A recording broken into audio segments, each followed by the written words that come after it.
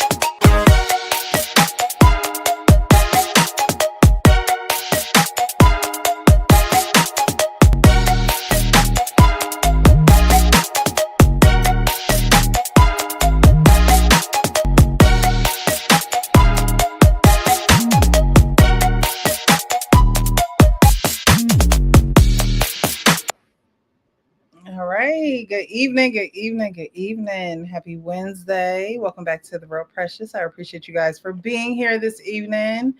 We skipped a week, but we back. We're back. We're back on track. And I appreciate y'all for being here. So before I get to those who are watching, which if you haven't hit the like button, hit the like button, please. Poor favor.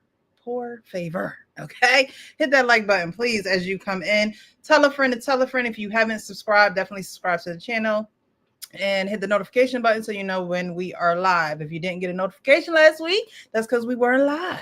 But when you get that notification, you know we live. Okay, it's a communication type of thing. We got to communicate. All right, guys, how are you doing this Wednesday evening? Doing well. How about yourself? I'm doing well. I'm doing really good. Did you say this Wednesday? Yeah, it's Thursday. It's definitely Thursday. Oh man! They got you still in the middle of the week. Gee, happy Thursday! Happy Friday Eve. You know what I'm saying? Happy 3-day weekend to you. You know what I mean? I am off tomorrow. Dang. You ain't off Monday? I'm off Monday too. Yeah, Memorial I'm just Day. not off on Saturday, but I'm off Friday. All right, I got you. Yes. Yeah. But thanks for the correction. It is Thursday. Thank you guys for being here on a Thursday night. So how you guys doing? Frank, how you doing? Good. Pretty good. You know, graduation is tomorrow for the high school kids, man. So that's where I'll be in the morning. So I had to clean up a little bit, you know what I mean? But yeah, so that's what that's about. But you know, it was a good day. It's been a good day. How y'all doing now? I'm good. I ain't got no complaints. I'm blessed to be here. I appreciate y'all. Yeah. Likewise. Good. Well, thanks again for you guys being here. You guys know that we do drop the link towards the middle of the first clip. So if you want to join, definitely hit the link. I'll post it to the top of the chat. I'm sure we'll have others joining us, like Arpane, maybe Coach Ferg. I ain't checked my messages. You know, he like a personal message child. I don't know if he got the link. Let me check. But those who join will join, and those who will watch during the replay will watch during the replay. Just make sure you hit the like button. We have a few folks in the chat. We got J Dub saying, "Good evening, Sister Precious, the panel, the chat, and the mods. It's been a minute." Yes. It's been a week. But we're back. Ta-da! Tarika Smith says, "Evening, everyone. Please hit the like button as you come in. Hit that thumbs up. You just got to go out of the live chat. Hit the thumbs up. That lets the algorithm know that we talking about Diddy tonight. Okay, we're just gonna let the algorithm know that's what we talk about tonight. Okay. Please show your support through the Cash App if you just so find it dear in your heart to buy me a coffee. I really appreciate it." Cassie says she was ready for free calls for the rest of her life. Was that a woman in survival mode or someone fully down with the lifestyle? Is this a case of coercion, complicity, or cashing out? We will talk about it. Drop your thoughts and hit the like, comment, and subscribe. Fish in the Fit, how you doing, sir? Good evening, everyone. Good evening to you as well. Almond Eyes 78. Hey, girl. Hey, y'all. Fish in the Fit. Good evening, everyone. Young World giving some love to Slick Rick. Let's see who else we got. Hey, World Class, how you doing? What's this? 1,000 watts radio. Hello, hello, hello. All right, y'all. So we have, oh, Marcus, I see you in the chat. What up? What up? How you doing? Who else we got in here? I ain't trying to short nobody now. All right. Showing in the chat, showing some love as well. All right, so we're gonna get into this first video that I saw. Everyone, I've been away from a week and a lot has been going on, and so we got a little bit to talk about. First video I saw was about Tory Lanez. We all know that he was stabbed in prison. Upon being stabbed in prison, or after getting that news, we also hear that there is new evidence in the Tory Lanez, Meg Thee Stallion, and Kelsey, that's her best friend, in their case, saying that I heard some chitter chatter that Tory wasn't the one who pulled the trigger, in which I believe we covered that on this channel. I believe that we had said that, but now there's evidence coming out with that. So I'm pretty sure, along with Diddy's trial, we're gonna start hearing things about that as well. But I wanted to play this video because I agree with what is being said, what Zach is saying in this clip. So I'm gonna play it, and you guys let me know what you think. Tory Lanez was stabbed 14 times in prison this week, including 7 wounds to his back, 2 to his torso, 2 to the back of his head, and what is it said? 1 on the side of his face. Wow. He said the alleged stabbing was by someone who's already serving life in prison and stabbed someone before. Damn. So the person is already never getting out. Prison's got to do better with that. They got to. You need you should have a I'm never getting out prison, and put all the who never getting out in that prison. It's not fair because we different type of inmates. You know what I'm saying? You living like your life over, and I'm living like I'm gonna be out in 2 years. That's 2 different lives. We don't need to be in the same place together. All the people who never getting out of jail need to go to the life jail. And that's where everybody got life. So they don't give a damn. But don't come over here. I'm over here. I'm Tory Lanez. I'm working my album. I'm trying to get out. I got about 2 years. Might get out by the end of the year, they were saying. And then you got the dude with nothing to lose mad at me. What he scared of? Another life sentence? No, Zach. No. All the people who got life should go to the life jail. Nope. Kiki. Nope. Yes. I shouldn't be out here. I got 10 days. You got life. We in the same cell. Why? Ain't no way. I need to go to the who got a little. We may get out. We got a little hope. A little hope. What a hope cell at? I'm in jail. Like, you might got some hope in here.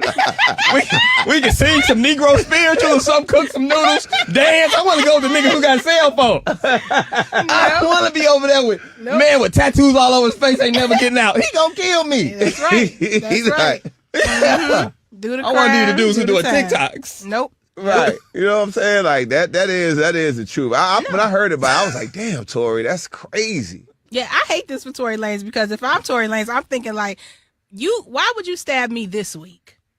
All this Diddy stuff going on, all this DDG and Halle they got into. Why would you stab me this week? You should have stabbed me 2 weeks ago when the headlines was dry. Because now I done got stabbed 14 times and I can't even really make no money off of this. You know what I'm saying? Because this could have made him the hardest rapper when he got out. He could have came out on a 50 Cent run after surviving being stabbed 14 times. Lungs collapse. Child, we over here reading what Cassie's talking about. We don't care nothing about what's happening to Tory Lanez, and I hate that for him. If you was gonna stab me on a slow week so I can be the top of the headlines, first of all. Second of all, Zach, I'm not gonna ride with you on your justice reform initiative because if I'm out here doing crime and I know I'm gonna be in there with the people with hope, then I have no worry about going to jail.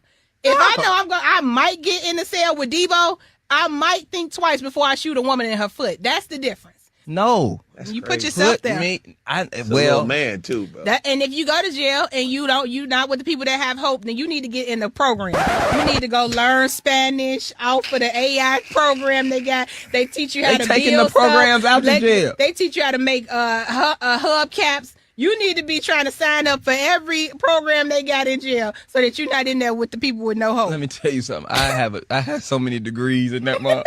Exactly. So I be doing nothing but push-ups and reading. and I'm going Muslim. Yeah, That's yes. the only way. So what do you guys think? Do you think that there should be separate holding cells for people who have life versus people who have a future of seeing outside again? That's an interesting proposal. I'm torn. I agree with the lady, and I agree with the guy. The lady saying that you wouldn't have any repercussions if you're just going in to something that is can be pleasant. You can just do your time, and there's no risk involved that can encourage more bad behavior. But at the same time, having somebody in there who really don't care about anything but because they already got life, there's nothing else that can happen to them, no consequences. It's a little, unfair and intimidating as well. So I don't know where I stand on it. I guess if I'm getting locked up, I stand with my man. but, but being here outside, it's a different story. Nah, I mean, so one thing you said was about like not having consequences. Your consequences already there. Your repercussions is already there. You locked up. You locked down for 23 hours a day. You know what I mean? You're not seeing no outside like that. Now I know jail is a little bit different now that they can have cell phones in certain places and all of that, and they can do TikTok dances and all of that and all that type of shit. But Weekends. you know what I'm saying? But and I've seen that sometimes like on Fridays they have like casual days, so they actually let them wear their clothes. I guess that's like giving them a way to where they can have like feel like some type of like a human being in there, whatever the case may be. But yeah, man, it is a little bit different because it's like, what I'm saying? Of course, it is jail. You committed crimes to get there.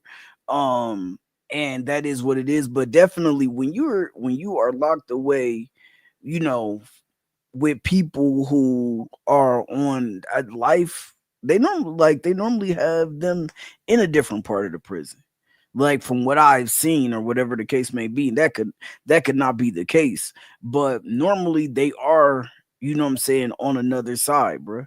Which so it is crazy that he would be, if he was in there with like roommates or whatever, cellmates, whatever the case, and all of that, and or he was just in there like, whatever it was, however that happened. A person who has life, they don't care about nothing. You know what I'm saying? And I do get what he said about like, if I'm in there and say like I'm doing 2 years and I'm at a year and 8 months and I can, or a year and 6 months and I can get off on good, I can get out on good behavior because I've been cool. And then somebody come and, fight me or beat me up because they know or try to fight me because they know I'm about to get out. You know what I'm saying? Or something like that. It's like, that could happen at any given time. But when you got life, what's another life sentence? Like you got 2 lives. What's another life like, or what's another 5 years, or what's another 10 years because I stabbed you? Like there's nothing there. Like I'm just gonna do what I gotta do. You just gonna do what you gotta do, and you don't really care because you ain't getting out no way. So fuck it. Mm. So when you said what's another life, I watched a video about a man talking about men being in prison. And he talked about that. He talked about how sometimes they sentence people to like, double life sentence and things like that. And what he was referring to was the generational curse that it impedes on your family. So let's just say that person who has life has a child. Now that boy or girl grows up without having their father, and they're doing life pretty much without the other parent. And so it becomes a cycle, or it can become a cycle in your family when you in jail doing life, or they give you, more time. It becomes something that hinders your family and takes away from the family unit. So I just wanted to comment on that. Yeah, But I'm sorry. my bad. Definitely though. I agree with that. I'm saying like, so it, and I think that is multiple aspects of, you know what I'm saying, when people go to prison. Some people go to prison, they end up changing their lives, they end up wanting to be better, maybe finding religion. That's why they were talking about going Muslim or becoming a Muslim or whatever the case may be. So some people go there, they do their time and they get out. But there's other people who go up in there, or people who go to jail, come home for like 2 months, and then go right back to jail because that's where they feel comfortable, right? Like they're like, yo, like it's not comfortable with all this freedom out here. I've been locked up or I've been institutionalized for so long that I feel more comfortable in jail than I do outside with my freedom, right? And so, like, there are some people in there who are gonna be fighting. Like, I got life. I'm in here. I'm fighting. I'm trying to get back to my family. I'm trying to do what I gotta do. But then you have the other side of that, where there's dudes who go in there and they're like, yo, I got a life sentence already. So, you want me to stab somebody? Cool. Like, you know what I'm saying? Like, I'll just do it. But I fully agree with you. Like, yeah, it does create generational curses and things like that. So I agree with that for sure. Yeah. Uncle Rick. Don't go to jail, nigga.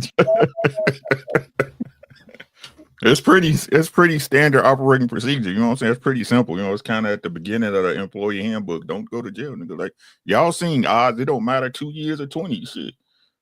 I mean, Tory got stabbed up like the little white boy down in Texas. Shit, it's the same shit to me. It's the same shit to me. Don't go to jail, nigga. Like, you ain't got no choice in the matter. You better learn to fight. Yeah. You better learn to fight. Life is full of choices and decisions. Make one. Make the right one. Like, I don't care. I just took money out the register, so. Murderers go to jail the same way you gonna go to jail, the same way a person with DUIs can go to jail. Stop drinking and driving. Hey, what? Now, do y'all think because of his bodyguard, or his, I guess, bodyguard, or her bodyguard was in a car and gave that statement, do you think that there is a possibility that Meg and Kelsey will go to jail? Well, Kelsey got immunity, so it's hard. That's what people don't understand. He was tried by a jury, correct? I think so. Yeah. Was he tried by a jury or a judge? Jury. Right. It's gonna be real hard for him to get out, y'all. I'm just being honest with y'all. Right. They look at it, no matter what was excluded and included, 12 people still locked you up. You see what I'm saying? So those people, even with the evidence that was presented, they look at it like your peers locked you up. But this all this stuff was known already. It's just they wouldn't allow that man on the stand. Like, I was mad with Tory about the situation he put himself in, but we all knew that Kelsey shot that girl. I think everybody knew that. Right. Right. So again, don't go to jail, bro. Like, you trying to be hood, or for whatever reason you want to protect black women. This ain't one of them times. You better snitch. Hey, you better snitch, bro. Get the snitching. Hey, right? But Uncle Rick, they're talking about pardoning him instead of like that. They're talking about the oversight, the congressional oversight committee. The governor, right? The governor, right? So they're talking about, that's still tough though, right? The governor still that I think that's even tougher when you don't have a conglomerate of people working towards your behalf, right? It's political pressures, money, you know what I'm saying? Things like that. Y'all still don't remember Megan Thee Stallion is who she is. She with Jay-Z. They got political and money power. You know what I'm saying? This shit not gonna be easy, bro. You know what shocked me about it though? It's a Republican congresswoman from Florida, not even the state of California. Like, she's presenting this whole thing to the governor of California and trying to get other Democrats and all of Gavin that on Newsom. his. Yeah, Gavin Newsom. Okay. You see what I'm saying? Like, it ain't her state. She don't have no power and influence but her mouth. You understand what I'm saying? For sure. So, like I said, man, like, But I mean, I got a question for you because you might know more than me in this area. So, like with the Congressional Oversight Committee, do they have? Because that's a committee of people. So, do they have the power to be No, able to bring the people no. together and do this? Oh yeah, they could, but it's still up to Newsom, right? This is the difference in powers between a federal and state. You see what I'm saying? It's a state court. They will have to go to the Supreme Court. They will have to take it to the Supreme Court to get it overturned. It's the state. The state has its power. You can't run it. Why you think look at it when it's political, right? When states can just be like, I'm not doing what Trump is saying. I'm not doing what Bush is saying. You see what I'm saying? Right? Yeah, It's the separation of powers. A state is like its own little country, but you know, if y'all study civics, y'all would know that. Right? Yeah. You know what I'm saying? So. Okay. Yeah. I think I agree with Uncle Rick. It's not going to be as easy as everybody thinks. It's not going to be, there's being tried by the jury, like you said, is the public opinion, and they already know what they know. They already went through the trial. They already stated, what the case was. It just sucks that he put himself in that situation because with his career the way that it was, I think he had the potential to definitely, be way bigger than he is. And I still think that he's a great artist, but you put yourself in crazy situations, and this is what comes of it. Right. Again, like I told you, like we talked about before, it's the difference between responsibility and whose fault it is. You see what I'm saying? Mm-hmm. Right. So, but he's going to be held responsible because that's just the way it go. And everybody know Tory is about to flip he had already flipped the game on his head, right? He should have shut up and been quiet about how he, basically was making more money as an independent with the NFTs in the digital age. He should have just shut up because I don't care what nobody says. That's all that stuff plays a part, you know what I'm saying, in the money game. So, I just feel sorry for the brother, man. But this is what happened when you make bad decisions. It's just part of the game. And we have a super chat here with C. Beezy's with the $2 super chat saying, "Big Unc, what's good, brother? Appreciate you, man. Thanks so much for being here. If you're just joining, definitely hit that like button. I am actually going to drop the link. And then we're going to get into our next video. And then we're going to get into the Diddy story or a trial, actually, which is probably going to go into July. So this is just the beginning of Diddy's trial. And if this is just the beginning, God knows what else is in store. I want to know where is Bentley Farnsworth? Where is he at? Gone, missing. Where is he at? He married the woman from White Chicks that was one of the Waynes who had the wife. His wife in White Chicks is actually his Bentley Farnsworth's wife in real life. Marlon wife. Yeah. And they had kids together, but it's just crazy how he probably saw all the signs and was like, I am out. I'm not doing this. No, you got to tell him no. Like I said, I'll be honest. Like listening to this stuff, I don't know. I really don't. I'm just being honest, right? They want Diddy to go. Somebody want Diddy to go to jail. And it ain't the attorney, right? It ain't the district attorney. Somebody want Diddy in jail. I think somebody wants. Listen to what a RICO charge, and he the only one being persecuted. A RICO charge. Well, they're not saying that it's just him. They're saying that it's the people that worked for him. In a video that I watched, one of his old publicists said that most celebrities, a lot of celebrities, pretty much all of celebrities have these things called runners. And runners is the people that make everything comfortable for them whenever they go to hotels, whenever they go on talk shows, interviews, no matter where they go, whatever location they go to. The runner's job is to be that assistant and provide everything that they need wherever they go.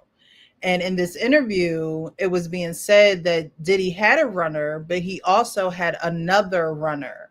And the publicist was saying how rare this is because you don't really hear of celebrities having two runners. You have someone that they have, their assistant that they build that relationship with, and that's who is their assistant. But Diddy had another runner doing things that a normal runner wouldn't do. And so I think that's how they are playing into this, or they're putting that as part of the racketeering and trafficking charges. But we're gonna get into this second video. I'm gonna go off camera. I gotta plug my computer in because it is giving me the signal that it's gonna die. But we're gonna play this one and then get into it, because this video, we talked about this topic before, but it kind of leads into the Diddy situation. So I'm gonna take this one off. Are to get what you want from her.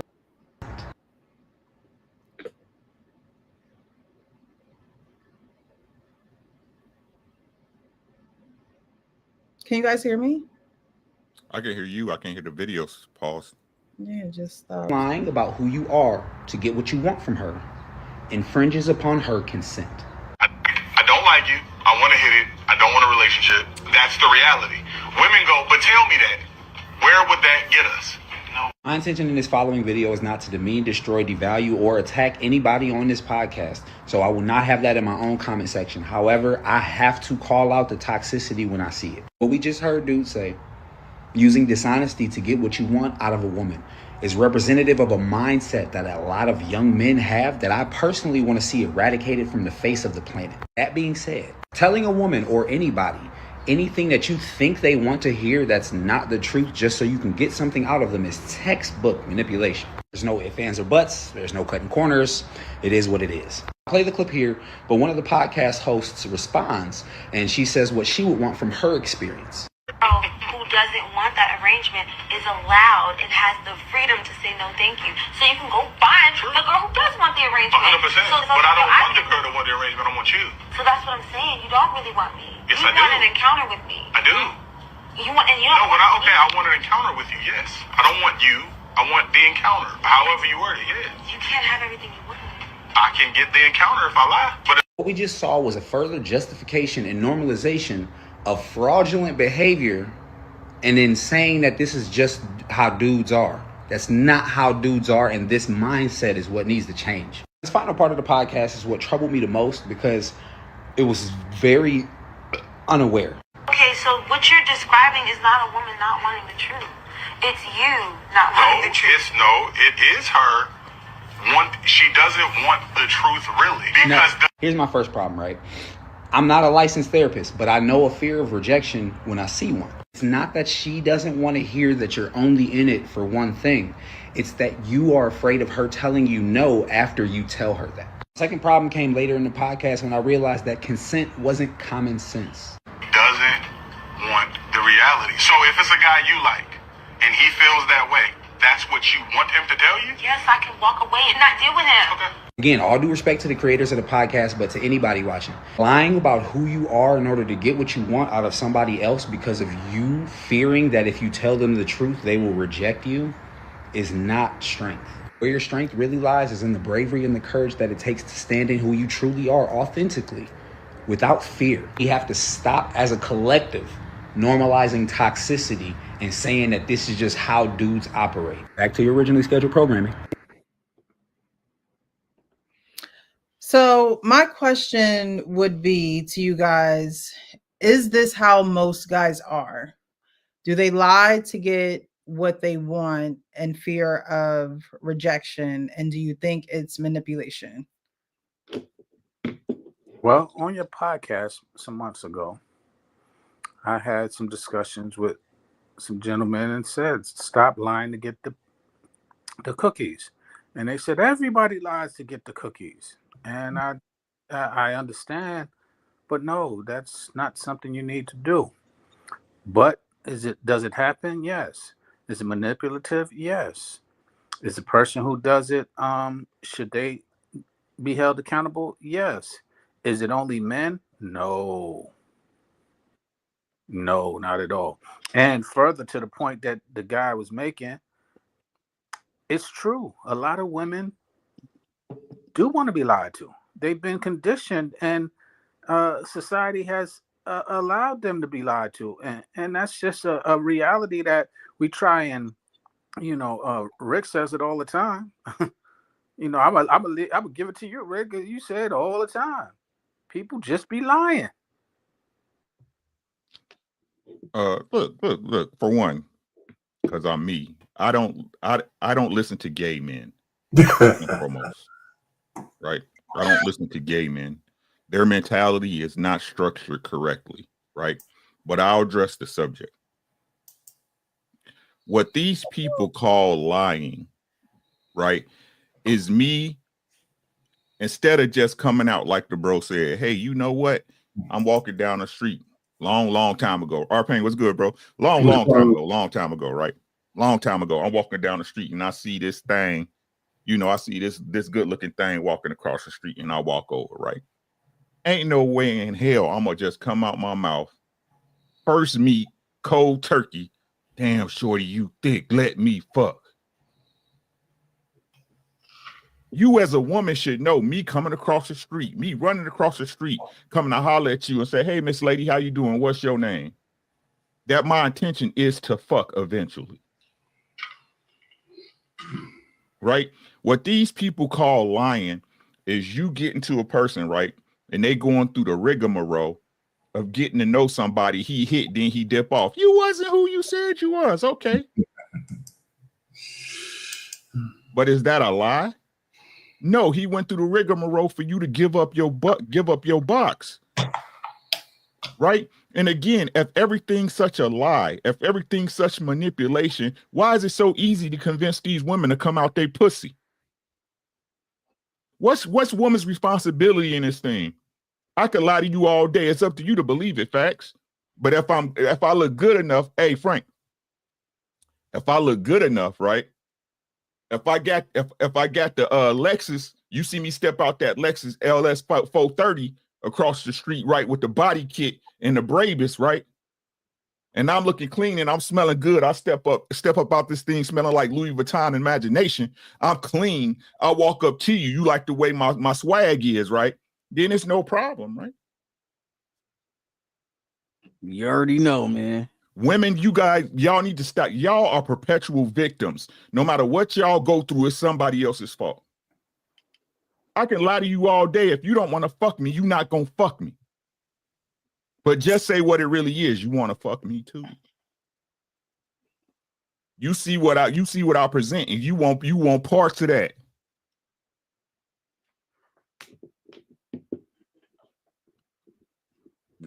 I thought we was grown here. I thought we was grown. I think for men, when you see women, of course, that's going to be your thoughts because you're men, unless you don't desire women, and you desire men, right?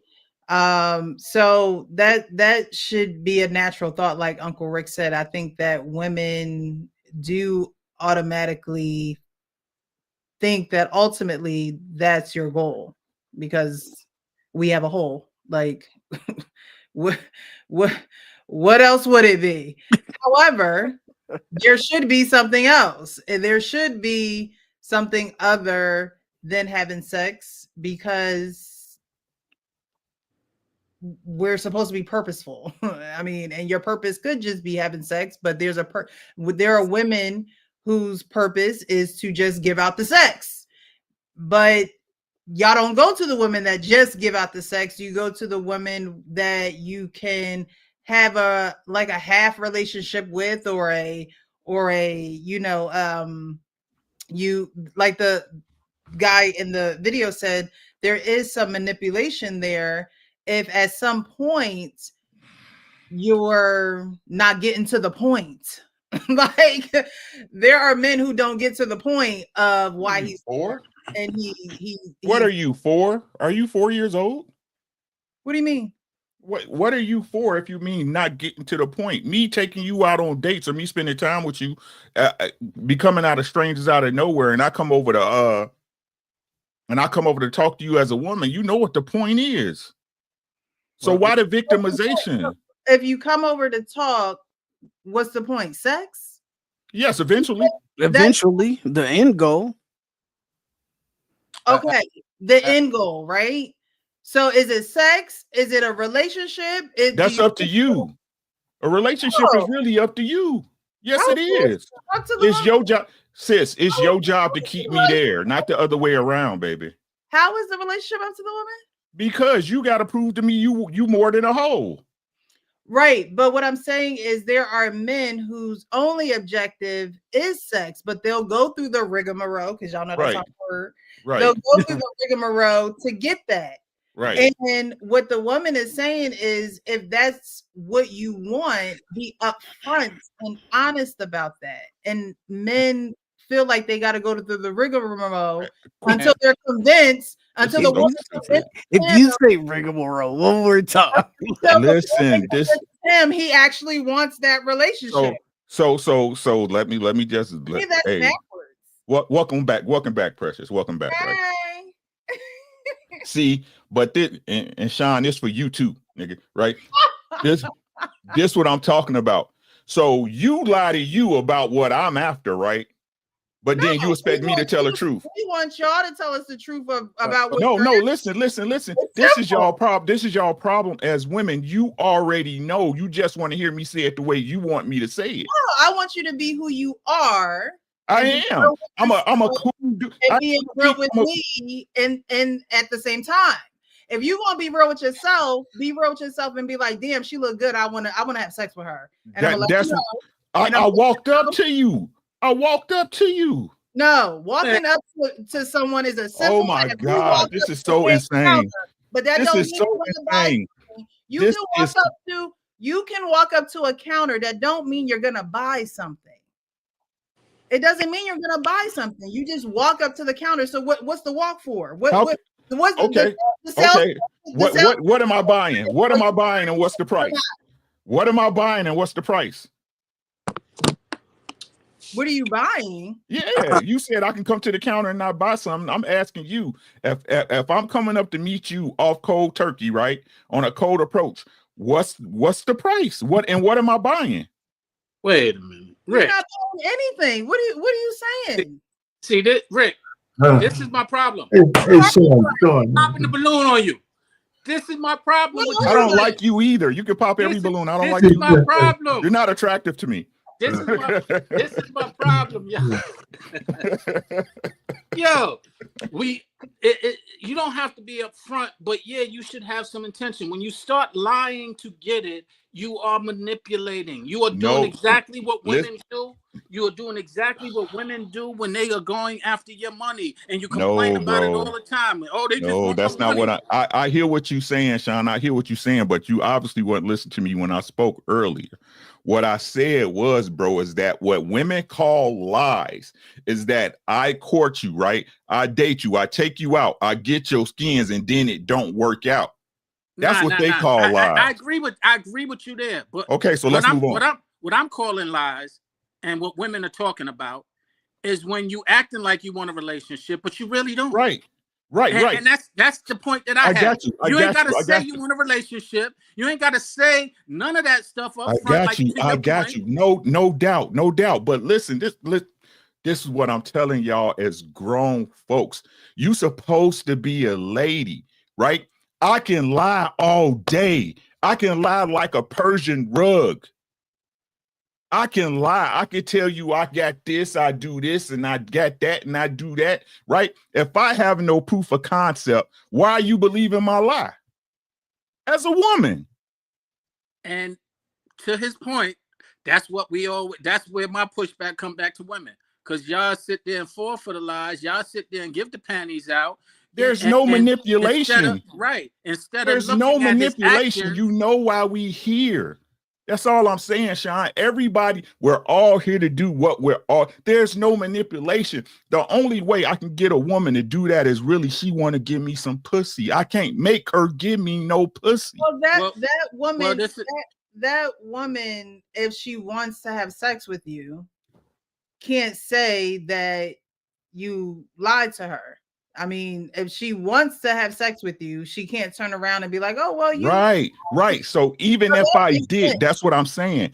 Even if I did, she really knows she wanted to fuck with me. So what's the lie? The truth is, I wanted to fuck you, and you wanted to give me some pussy. That's the truth. God damn it, we supposed to be grown folks. Now, when that's the case, I agree with you wholeheartedly. Right, when that's but the case. sometimes that ain't the truth. That's not the case. Truth is that you're saying you want a relationship and you don't. You don't got to say that to get the pussy. But this is the problem that I have with men. It's like I understand. Listen to what I'm saying. I understand.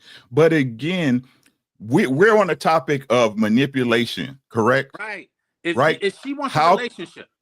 How can I manipulate? And I want to have sex with you, right? Or she want to have sex with you in a relationship. Then right. So listen to what I'm saying, right? There's no amount of convincing Ricky Williams of doing something he don't want to do. There's no amount of convincing, right?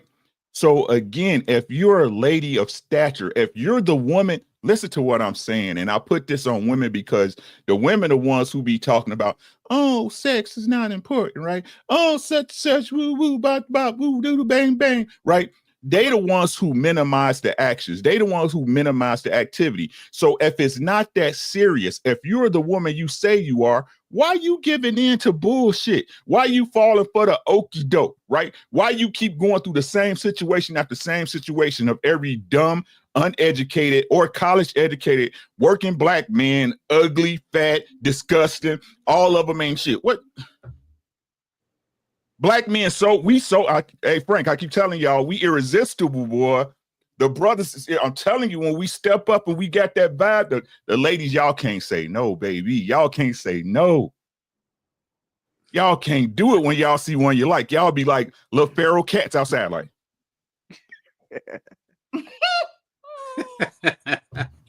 What's y'all responsibility in this thing?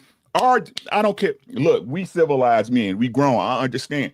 Letting your dick trip you up, get you in fucked up situations, right? We see this going on daily now, right? We understand that. But again, at some point, those women allowed them to perform these acts on them. No one put a gun to their head, right? No, hey, some of them got dragged. Shout out to Cassie. Right? But again, I asked the question to use it as a simile, right? Cassie got dragged and she went back. Right? She did all these things. A man peed in her mouth and she went back. So how many times, ladies, y'all gonna keep getting duped by the same niggas? What's the manipulation? Well, Cassie's situation and the average Jane Doe is a tad different. Is a tad different. Is it? Because Cassie was controlled in a way where she had to do things or she would be punished. She would be, money would be cut off. Wait. What? Rewind. What? So she can't cut off. What else? So she can't survive without that lifestyle that she had prior to meeting that man, huh? She came from a affluent family, didn't she? No, she did. They said she came from an affluent family, but they wasn't in the entertainment business. But she came from an affluent family, 2 parents. No, I think it was affluent. I think of when you say affluent, I think of people who are well off, like who have the money. They had to. Diddy wanted her parents to pay him $20,000 because she wanted to leave. Right. No. Well, no, it's because she cheated, and it was because she cheated, and he threatened her to release the shit. Hey. But wait, but didn't she get away and get married? Don't she got a husband now? What's so different then to now? A husband that she just happened to get. I guess she couldn't get away till Diddy got tired of her. Huh? We did the y'all crazy. Y'all talking about the listen. He gotta wait till someone he employed. Can I just got a question though. I got a question though. So the dude that got 5 baby mamas and he don't take care of none of his kids, and you go mess with him and decide to give him another kid, knowing that he don't take care of none of his kids, did he manipulate you?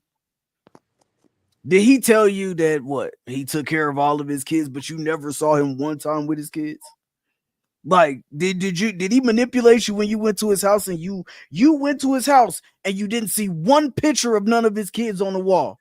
You ain't see one picture of none of his kids on the dresser. You ain't see one picture of his kids in his wallet because the nigga don't carry a wallet. One picture of his kids in his car. But you decided to give him another kid.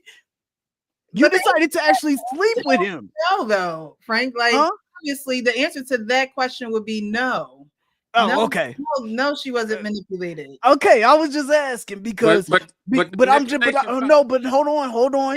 Let me make my point.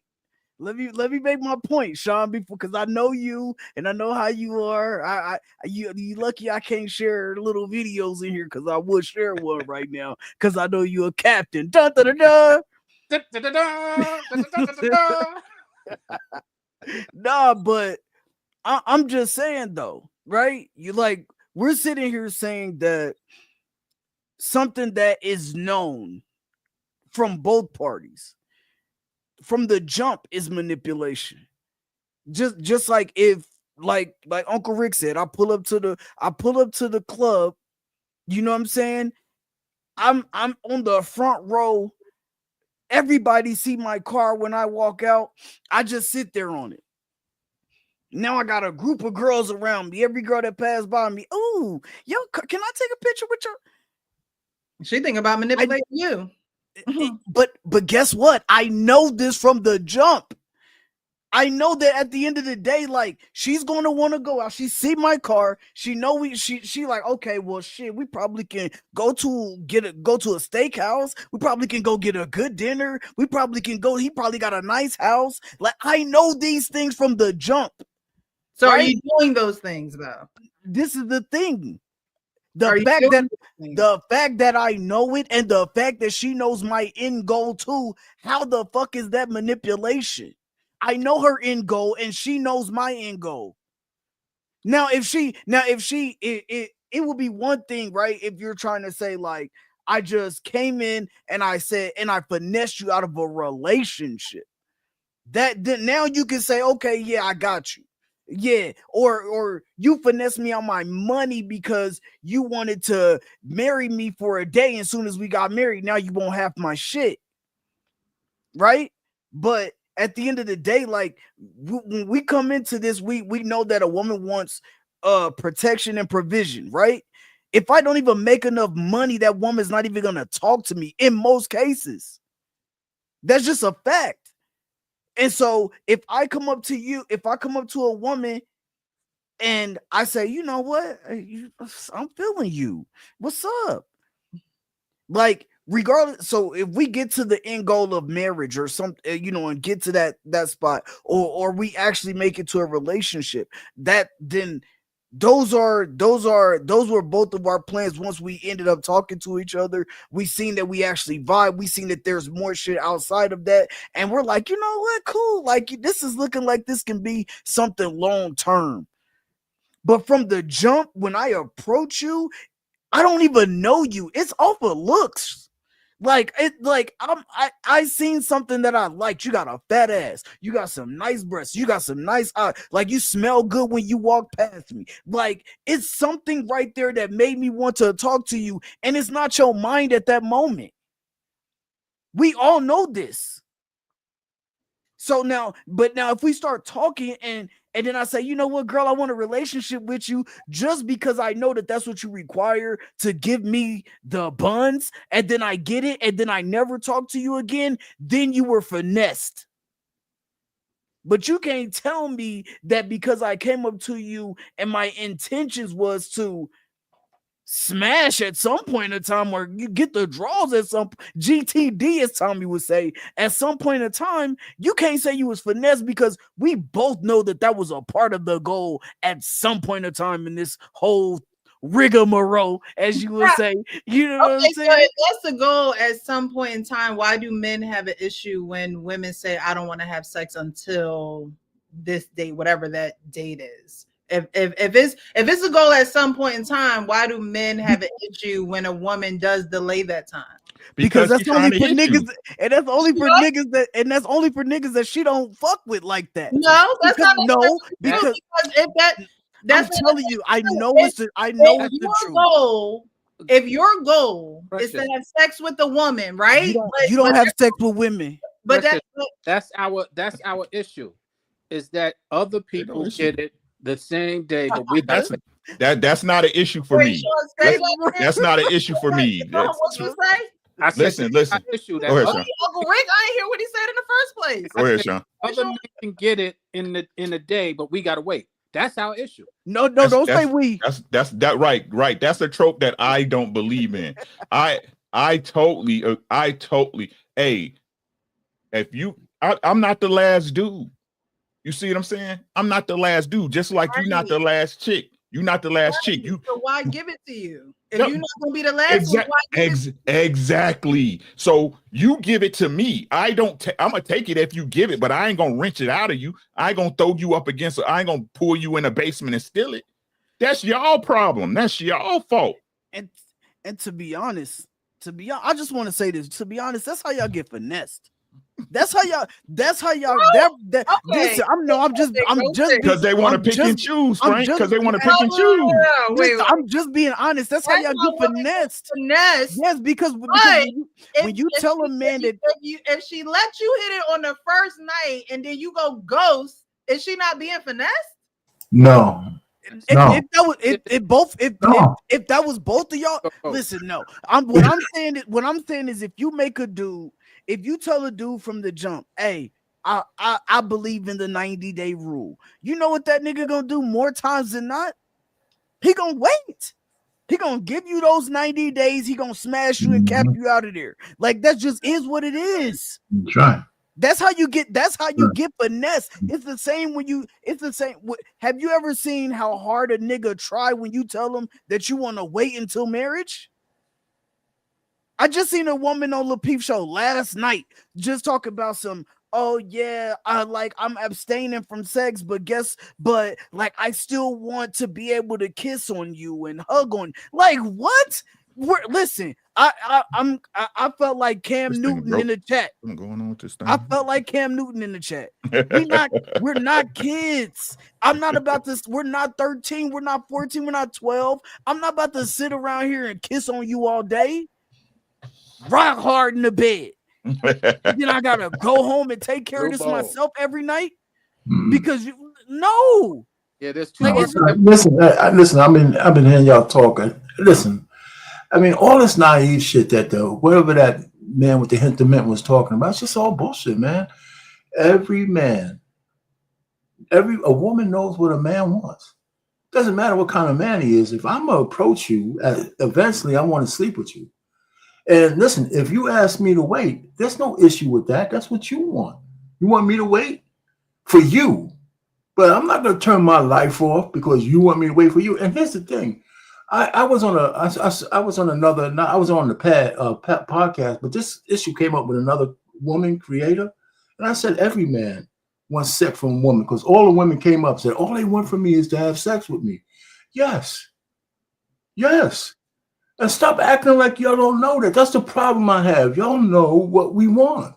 Right. Now, how we get it is a fraction of what we want from you and what you present to us. If you present to me as a lady who is looking for a relationship, that's part of our discussion. And if part of that relationship means that we can't have sex, you got to show something to me in other ways to make me want to stay there. Because if I'm calling you and you're missing for a weekend, all I'm thinking is while I'm spending my resources courting you, some maintenance man is coming out busting your ass 2 days from Sunday for nothing. Because you want to get that little tingle, and that's what a lot of women do to men. That's one thing. The second thing is this 90-day rule is stupid. You know, men marry women that they slept with the very first day. There's men who marry women that they had sex with the very first day. And there's men who ghost women who waited for 90 days. It's a man's post-nut clarity that a woman has to understand that that's one hurdle you got to cross, whether you wait 1 day or 90 days. You know, and just if you need one song, is Will You Still Love Me Tomorrow is one song that tells you all about it. So every woman has to cross that hurdle. Listen, even if it's 1 day or 2 days or 10 days, but if you make me wait for 90 days, but somewhere around the 40th day, now I think it's a challenge. I'm gonna wait 90 days just to get it so I can leave your ass. It's up I to know you. you like me because I'm knowing you're using it, especially it's up if to you're you as a lady. Yeah, I mean, come on. That's what I don't get. I don't get how we take the blame when it's y'all that allow us access to y'all. Again, the reason why you gave it up to the man because he convinced you in some form or fashion that he's the man. You got convinced. If you're not convinced, don't sleep with him. If you're not convinced, don't give him no draws. Don't give him no buns. The very first time if I took all my energy, face rejection to come talk to you, you know what I want. You know what I want. And it's up to you to show me whether it's worth. You said I said, listen, every time I approach a woman, if we're in a business setting, that's one thing. But if I walk across a room to come sit down and say hi to you, to try to court you, get to know you, get your number, you damn sure at some point, I'm thinking, you know, maybe I'm in there, right? So if I like you and you like me back, that doesn't mean that the relationship is just sex. Isn't it you who have to show me that what you have is worth more than a one-night stand? Pain. It's hard for me to listen to you say that, and let me tell you why. Because you say every man wants sex, which I can understand. Every man wants sex from a woman. All people want sex. I get it. But you are a man who literally, and I respect this, said, I want a wife. Yes. Right. No. Let me stop you right there. When I saw my wife, the very first time, when I went up to her and said that crazy shit that I said to her, I wanted to bang her out too. Right? It just happened to turn into something more. And I was willing, she showed me that it was more, and it was more. I mean, it wasn't I wouldn't have said the things to her if I didn't want to some way, some shape, form, or fashion at some point be with her intimately. I mean, I get that. My point is that intimacy is something that everybody wants, women and men. Right. That's clear. Okay. So the point is, when you have an intention, like you said, I want a wife, then you can discuss that route. Yeah. Okay. But you listen. But there's layers to it. For me and her, she was down for it. What I was looking for, she was down, and that's the kind of thing she showed me. But here's the thing with women. They always want plausible deniability when they have sex with a man. They always want plausible deniability, like I'm so innocent, and and every time I give it to you, I'm giving you, because it's not an equal exchange for women. It never will. Every time, and when we have sex with y'all, I mean, there's always you'll have some kind of value, and you should, that y'all put on the sexual activity. I can dig it, but y'all just have to admit sometimes y'all want to just bang a guy out, and even the worst prostitute doesn't give it to everybody. There's men that they do they turn right down. A whole note that say, hey, you better say no to some tricks. Yeah. So all I'm trying to say is that guy who was talking that bullshit in that video, he was pandering. Facts, man. I don't understand how people don't. I don't understand how people don't differentiate between the two. Let me just say one more since I wasn't talking. You know what? Everybody who wants something from somebody else has a little manipulation string. If I want you to vote for me, you don't have to have sex. I'm gonna tell you some of the shit I think you want to hear. Right. I'm serious. And just think about everything in life. Every business tells people something they want to hear. You know, so it's no different. A woman manipulates men manipulate. All that shit is not a lie. We all want something from each other. Yeah. Women want something from men. Men want something from women. And it's not a lie unless it really is a lie. Now, if we had a conversation, right, it's a lie when you say, hey, I'm looking to get married. And I said, you know what, baby, I want to get married too. Right. I'm gonna get married too. And you know, it looks like it's working out well between us. And then all of a sudden my phone number is different. And you can't get me after I get the drawers. I told you I moved to Africa. Well, that's a lie. I mean, that's a lie. Yeah, but the point is, he's saying in the video. No, he was saying no. He's not just. The guy is not just saying that. He's used the word manipulation and lying. No, he's trying to. He said both. He said both. Yeah, he said both. Okay, but you got to think about how he's using it. He put them on the same level. Well, right. Well, they kind of are. Let me be frank. Earlier, when you said a man who went on, he had 5 children, ain't taking care of them, and you saw that this is the manipulation. That case was manipulation. Is he pulling out pictures of his kids? He's saying, "Oh, I love my kids," but he ain't taking care of them. That's manipulation. Now that right there, what you just said equates to that. What you said right there equates to what our pain was saying. What I was saying earlier. But then the same woman will get on like social media, knowing that this man had no pictures of his kids, knowing that she never seen. Oh, he never said, you know what, I can't chill with you tonight because I'm chilling with my kids. I'm going to go pick up my kids today. I'm going to go get my kids from school. And you know what she will do? She'll get on social media and say, I thought I was different. Why wasn't I different? Like why come this N-word not taking care of his kids? And then she make everybody think that she was manipulated into that situation. Right. At that point, she's being manipulative. I agree. No, in that situation, she just being dumb and naive. Exactly. Playing dumb. Right. Because hold on, Sean, because if I met a woman and she told me that she had children, but I never heard her mention her children. I never heard, and whenever I wanted to hang out, she could hang out all the fucking time. She never had her kids. I went to her house, her kids was never there. Like, you know what I'm saying? Then I would be like, my first question as me being a parent, I would be like, damn, hold on. Like, where your kids at? I thought you said you had a daughter. I thought you said you had a son. Where, damn, like they were, and I don't never see them. You ain't picking your kids up from school today? No? Oh, damn, I gotta pick my daughter up. Like, so you want to be in a relationship with her, but you still have sex with her. What I'm saying is I would know that I would know that we damn sure not having no kids. That's right. But you still sleep with her. Even Lord have mercy, horrible mother. Or if she's a mother, I don't know. But yes. Hey, Precious, me and you keep it thorough with each other. This is crazy. Yes, I would. The same way girls will let a dude they know that's not a husband knock them up, right? Yep. The same way they'll use a man for money and dinner and resources and mechanic work and breaks and getting their shit done and getting furniture moved right and helping their tire get changed. It's the game.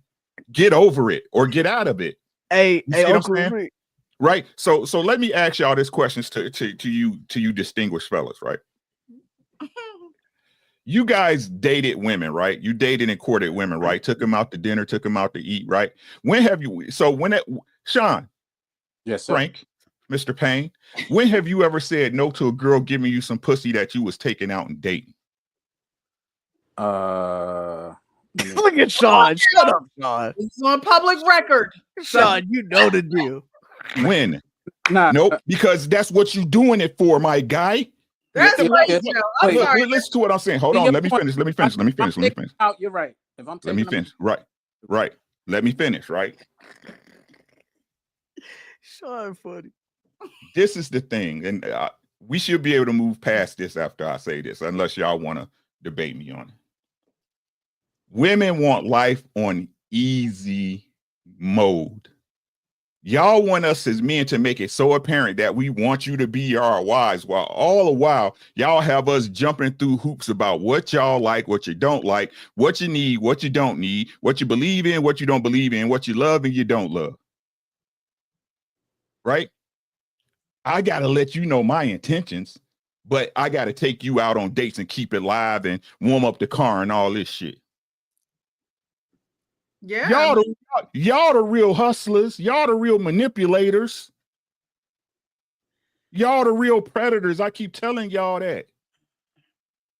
What is you talking? What is y'all talking about?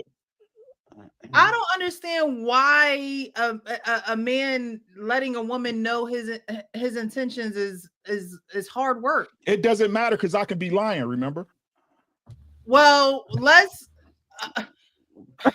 Precious, I got a question for you. Shit, I got a question for you. I had to say it. Okay. Precious, I got a question for you and Sean. Assume that we're dealing with some good men. Can we assume that? Right? Yeah. Can we assume? Can we assume that we're dealing with some good men? Yeah. Right?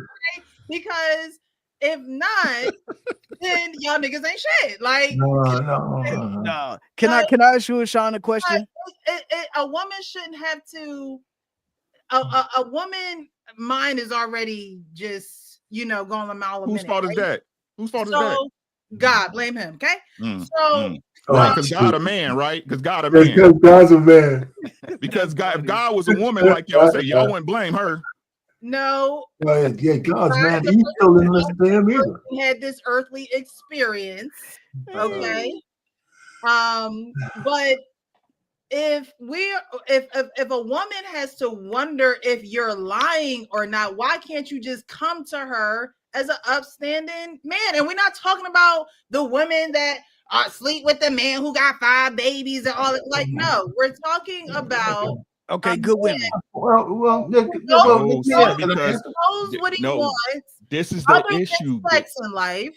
Because if you just want sex, go to the sex workers. Oh, ma'am, because at the baseline, every single one of you women think the same at the baseline. Y'all all have y'all idiosyncrasies, right? You have your individualistic traits that apply to you. But baseline, all of you look at relationship with men as the same. It's why all of you fall into victimhood so easy.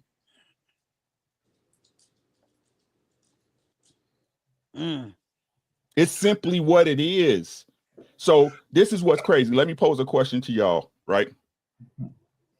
This is what women say, right? Well, if I told him I wouldn't have sex with him until marriage, he wouldn't do. Have you tried it? When have you tried it? Or better yet, when did you stand by it when you said it?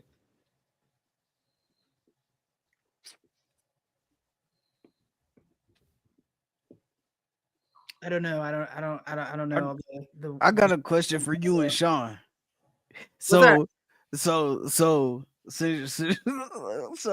the woman who has the guy who's courting her, the guy who comes and fixes the refrigerator, the guy who all these scenarios that I need to know. I need to know. I just want to know what I need to know if this is manipulation or not. I just want to know if this is manipulation or not, because I know that women have had I know women who have had guys who literally just come eat the box and leave.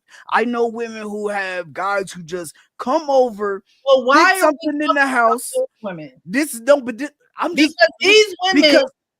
women prove your points. These women that you're talking about prove your points. I got one for you. All I want to know is if it's manipulation. Because this guy, the guy who comes over and fixes your car, the guy who come over and fixes the fridge, the guy who come over and does this and does that, the guy you have in your phone for food, like he thinks that he has a chance with you. He thinks that he has a realistic. One day she gonna let me. And all you do, all you do is, hey, I need some food today. Hey, how you doing? You just give him a little bit. Hey, how you doing? Oh, You rub his shoulder when he comes through. Like, and now you get food whenever you want. You get this one, more furniture move whenever you want. I just want to know, is that manipulation? Yes.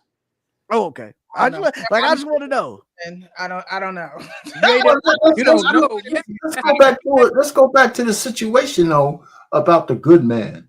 You know, how many times do I have to see a video of a woman says he was a good man, but I left him I anyway. left him. Yeah. Well, wait a minute. Before you go off on this tangent, because you mentioned good man. Why can't y'all be good men? And let me say, women say, well, this is the good man. I would imagine he was doing all right stuff. His intentions were there and all that kind of stuff. They might even have sex, but he just doesn't do it for me. But he's a good man, right? So I'm trying to say, is he being manipulated? And so, or is he manipulating her? And you know what? People, women and men, they break up. Even good men break up with women. Mm-hmm. And when you hear those women talk, you know, you think he was other than you might think he wasn't a good guy. He was a So I'm narcissist. just saying, That's well, what in these everybody matters of love, we shouldn't be pointing the finger because it's all fair game on that battlefield. And it's not like women are, wait a minute, women act like they're the weakest sex when it comes to sex. You guys own the commodity. It's on your body, right? So you can't, but this whole notion that your manipulation, when y'all mention Cassie, the thing that makes me mad is that she was manipulated because Diddy had something she wanted. She made a Faustian deal with Diddy so she could be famous.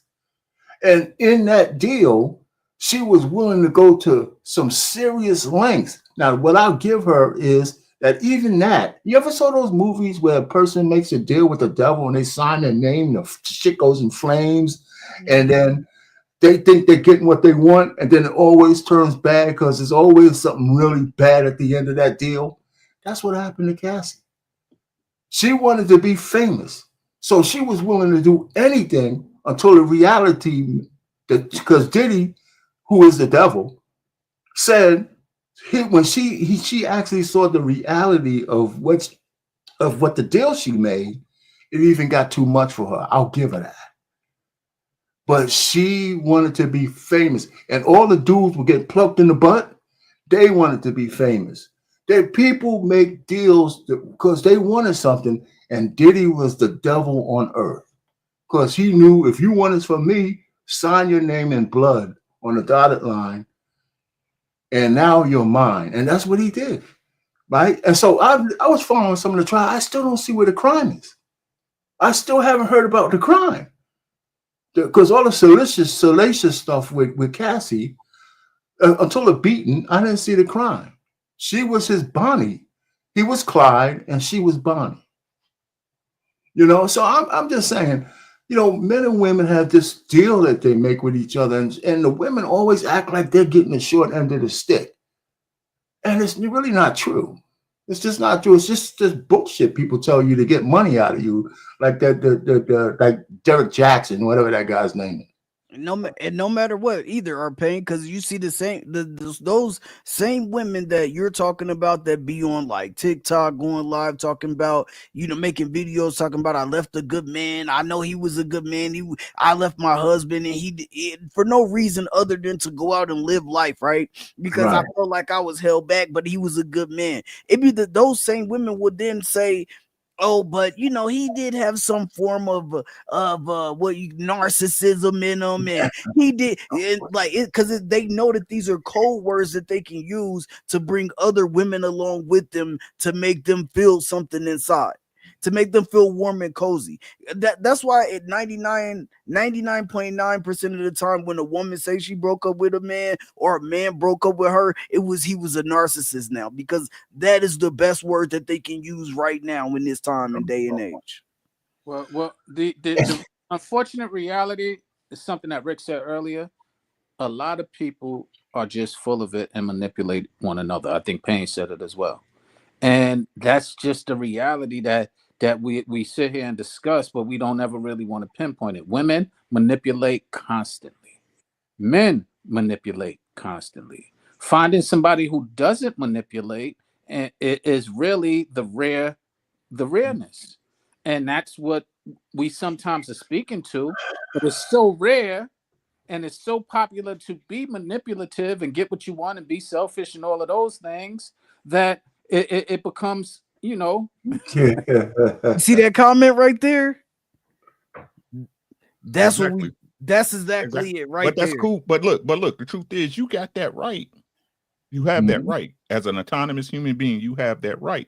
So that's why I keep saying, don't be mad when somebody put a bag of shit on your doorstep. That's right. That looks good. That's simple. And let me tell y'all how this works, right? You know why you can't compromise me? Because I can't be compromised. Just like you a see woman what I'm saying? Compromise. Exactly. So again, that's her responsibility. It is not my job to be a stand-up guy for your body. No, that's it's what you. No, listen. This is y'all. That's not why you're mad at the man, though, That's Precious. what I keep telling you. This is y'all problem. Getting mad at. It's not about getting mad at the man. Listen to what I'm saying. This ain't about mad. And like I keep trying to tell people, well, man, the word mad is a wrong word. Right. And a lot of times it's not about what's right or wrong. It's about what's correct. You got to move correctly. Right. So again, listen to what I'm saying. Like I said, y'all want life on easy mode. You want me to, did we talk about this a couple of weeks ago, Sean? Right? Hold on. You want me to make the right decisions for you, even though you not dedicated to me the way you supposed to be, right? You ain't gonna be, you not my wife. You not my fucking wife, nor is you showing me any traits that you supposed to be. Because as a woman, you can't even stand on what the fuck you said. So I was supposed to step away, the same way y'all supposed to step away from a guy, right, who paying $300 for dinners, right, and y'all don't really fuck with him like that, right? Or the way y'all tell a dude, you know what, well, y'all stick him in the friend zone, right, and what y'all think is telling the truth is that we'll never be nothing, even though you know that guy like you, but you will still pick up the phone and call and have him come over here and help you put up the dresser in the bed and shit, and help you move and shit. Why should I be a good dude for a bunch of fucked up women? That's what y'all ain't understanding. No.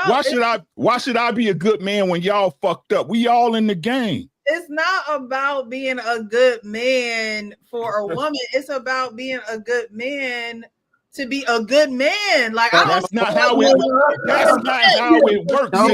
This is the problem with society as a whole. Right now, you're measuring whether he's a good man in relation to what you want. That's not how it works. This is a lie. This is a lie. This is a lie. It's a lie. No matter what a woman thinks, no matter what a woman wants, being a good man is not predicated on a woman. You're not hearing me. You're not hearing me. You're not hearing me. You're not hearing me. What is the desired outcome though? We're talking about a good man in relationships, right? You get what you want. And no, that's not. But no, you see, you just read the comments. You just posted it. I can be a good man and meet this woman right here, and guess what? After she turned me down, this woman right here, we don't operate like y'all, right? And that's y'all problem. We don't. My bad. No, you good. I'm just saying, like, she turns me down, right? I'm a good man. Now, this woman right here I'm not saying you in this situation, but since you use that comment, now she don't find no other good man in the world now.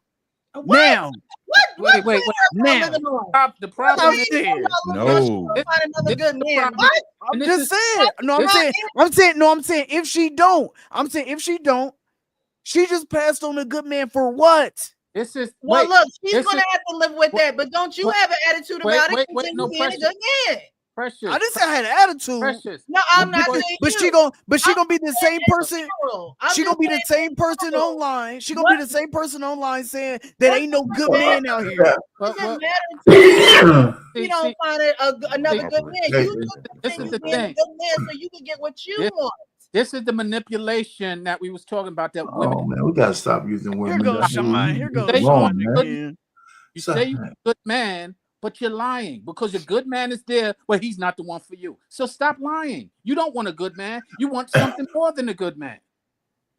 Well, that's true. But let me ask you something. You know, listen, hey, good white woman, but if you don't date white woman, you ain't gonna be with that good white woman. Well, okay, well, now how can white women come into that? That's different. You're That's lying if you don't take her. That's the preference. Can I just say this?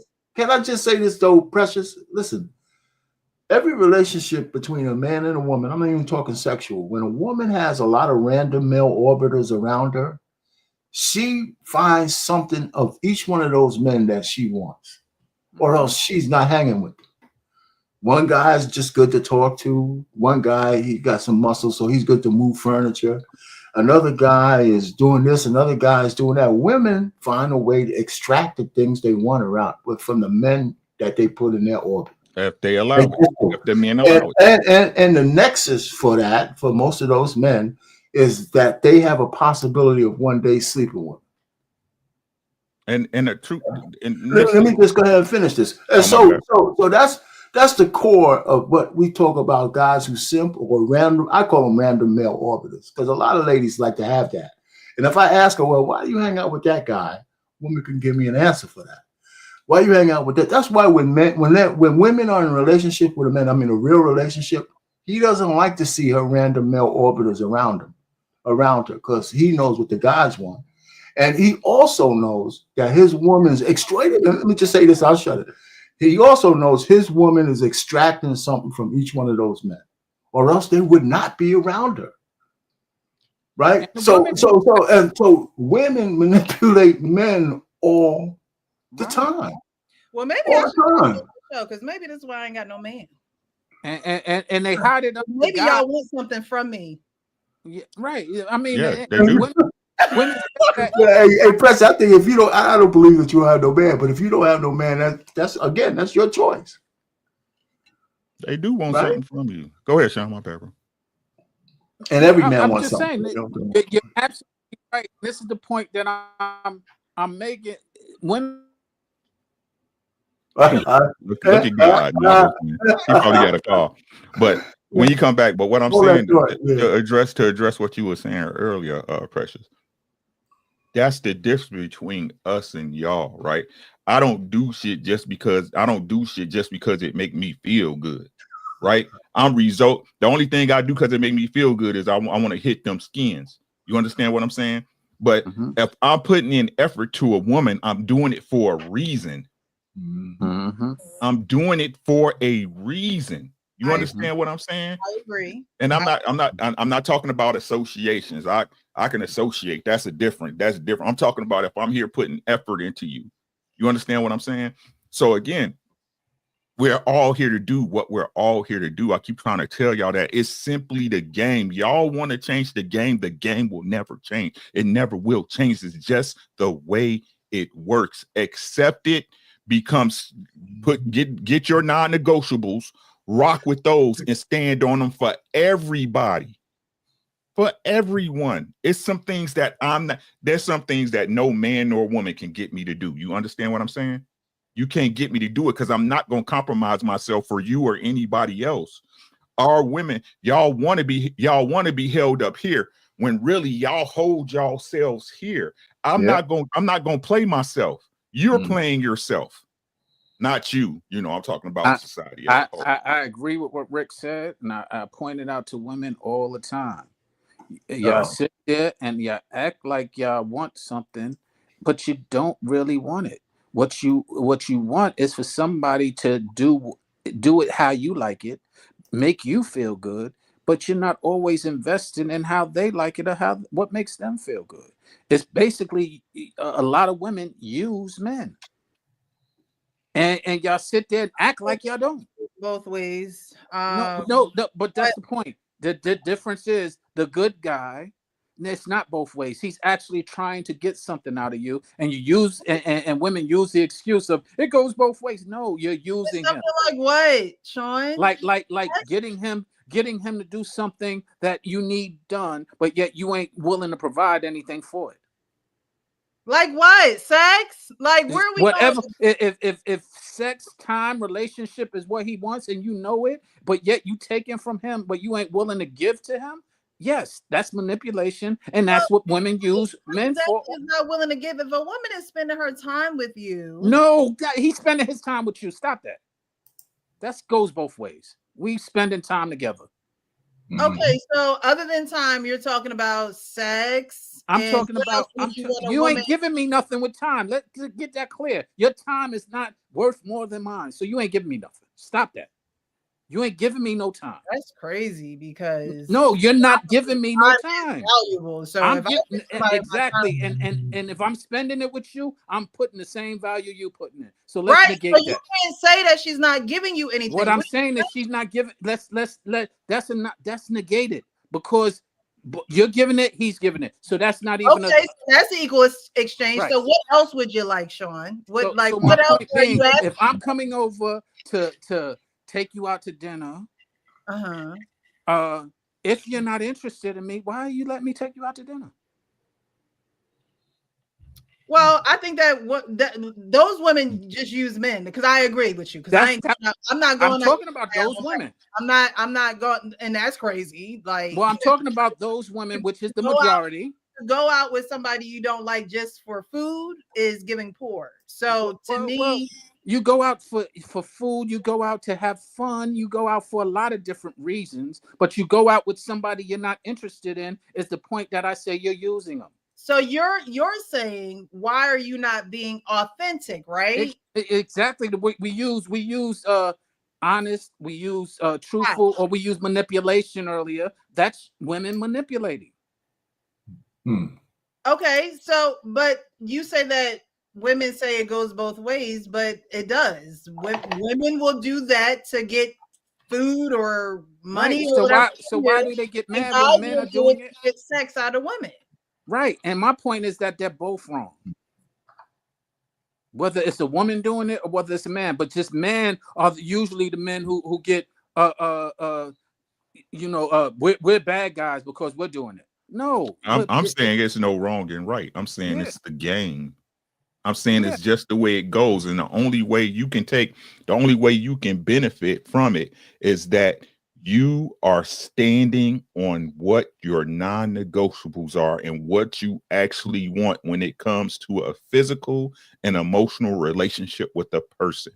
I have no problem with a woman who had, I ain't gonna say a lot of bodies because a lot of bodies is a lot of bodies, but I'm saying a reasonable sex life. And she finally finds out, hey, I've been sleeping with all these dudes, right? And it's not been getting me nowhere. Maybe I need to chill the fuck out, right? I have no problem with that. What I'm saying is that don't be no liar about it and act like, you know what I'm saying? Make it like it's going to lead to nothing, right? No matter what y'all say, if we spend time, that time, what Sean was saying is time is a zero-sum game, right? I'm giving you my time, which is valuable.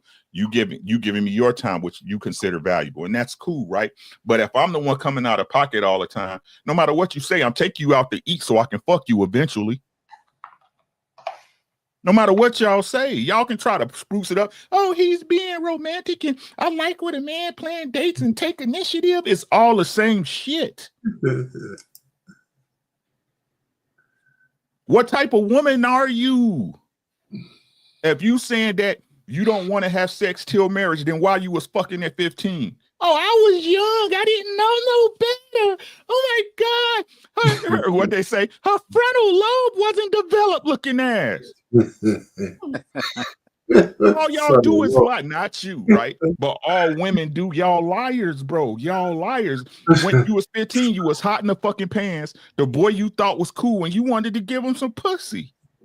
And then y'all say, just for the sake of saving her as a man, even though I like her, right? I came up and talked to her. I make the effort. I pay for dates. And I'm trying to get some pussy. So when you give me some pussy because you ain't did what you supposed to be to convince me you're a wife, I'll supposed to be like, nah.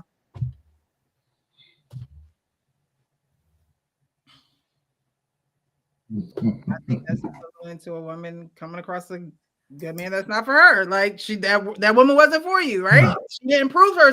She didn't prove. That's not equivalent. No, that woman did not live up to her parties of being a wife. That's what he said. It's your job to convince me to stay. She didn't say. That It's wasn't not. a good woman. A good woman is a wife. A good man is a husband. I'm not. Listen. I'm not even saying she's a good or bad woman. I'm saying she's not a wife, right? This what y'all, again, y'all want us to do your work for you. You want me to convince myself in my head like y'all do and play fantasies and run bullshit through my own head. You know what? I really like her, bro. I think hey Frank, I really like this girl, man. I think she could be the one, bro. You know what I'm saying? Hey, bro, what's up? What she do for you? Nothing, man. But she's really pretty, man. I done took her out to dinner 4 times, man. I think she's the one. No, it's your job to convince me to stay. It's your job. And we said this before, my shit is circular because it's true. I'm so sick of y'all. I love y'all, but I'm sick of y'all, right? My shit is circular because it's true, right? Every man that was married met his wife when he was running through some hoes. Not our pain. One out of how many? Is that the majority or minority? Well, we're looking for the minority around here. Is that the majority or minority? Again, y'all want to first again. Our shit is circular. Frank, listen, Frank, listen. Right? Because our shit is circular, right? Again, y'all want to focus on the minority. Well, Sierra, she got Russell Wilson. Hey, hold on. Cassie's husband, that's the man everyone should have. He accepts her with all her fucking. I mean, a man peed in her mouth, but that's the real man. He's a real man. Like I said, women abandon real man in relation to what they want. I wasn't agreeing with all that. Not you, right? But y'all, Marty, y'all looking bad as fuck out here. Y'all just don't know it yet.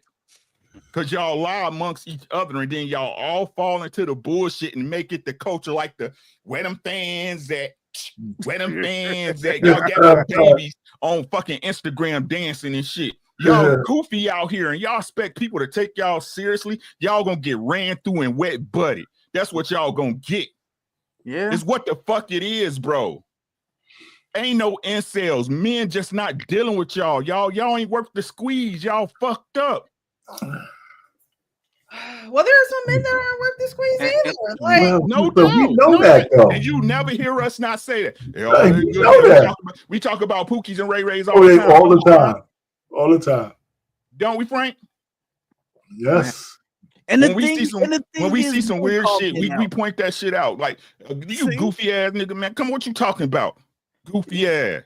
Men call men out. That's what we just like even in our homie circle. Like because when my boys do some wild shit and they come and tell me about it, thinking that it's not some wild shit, I'll be like, nigga, that's some wild shit. And so much so, Frank, listen, right? And listen, Precious, right? So much so, we now have proof, even though we all knew it, right? That Tory Lanez didn't shoot that girl, and we still blame that nigga. Man, you shouldn't even put yourself in that situation, dog, man. You know what's gonna happen, man. You know what I'm saying? Your dick gonna get you in these places. Right. Any other questions? Can we move on? You're banging up 2 hyenas and you got them both in the same car. And we still blame him. Blame him. And they talk about men now that y'all need to stop this, bro. Y'all are looking bad, bro. Black men have always, not always, but black men are really hold each other accountable a lot. Just a lot. I mean, and it just goes on, and we act like we don't, but we do. We do. I mean, so it's listen, we waiting for you women to catch up to us. Who you acting in front of? Because if you act like you don't, but you do. I don't act like I do. My boys, they say some dumb shit. I'm calling them out on it. They say it in front of anybody too. Like, you know, now like we had a group function. I'm saying if we had a group function or something like that, and it's like, of course. But I'm gonna pull them. I'm like, bro, you know that was some dumb ass shit. I got a better one, Frank. I got one for you. Like when a guy gets fat, like I'm overweight. Your buddy said, man, you're a fat bastard, man. Go do something about it. But women say, well, you look pretty, man. You look good in that shirt. You look good in that 5'6". You need an 18. Keep squeezing in that shirt. Yes, I had some workmen over here the other day. When women hold other women accountable, it's the minority of women that will hold a woman accountable. For example, you have a woman who's overweight, right? Majority of the women will tell her she looks okay. Then she got that one sister or that one aunt or that one, grandma in the family, like, girl, you need to lose some weight. You're getting big. I don't know if you noticed this or not, but you need to do something. Go to the gym. And who is she listening to? And who she's listening to is the majority. Of course. It doesn't mean that women aren't holding other women accountable. It means they're listening. They're still floating downstream with the dead fish. Yeah, and yeah. so the minority's voice is not as loud as the majority's voice. It's a whisper. But y'all taught me a word the other week. I think it was R. Payne who taught it to me. What's that? Exception. Those are the exceptions. We're not talking about the exceptions. We're talking about the majority.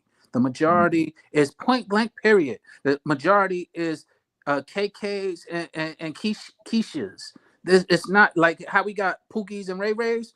Well, y'all got Shay Shays and KKs, because that's the regular. The majority is that mentality, point blank, period, rolling their eyes, looking away, all of that nonsense.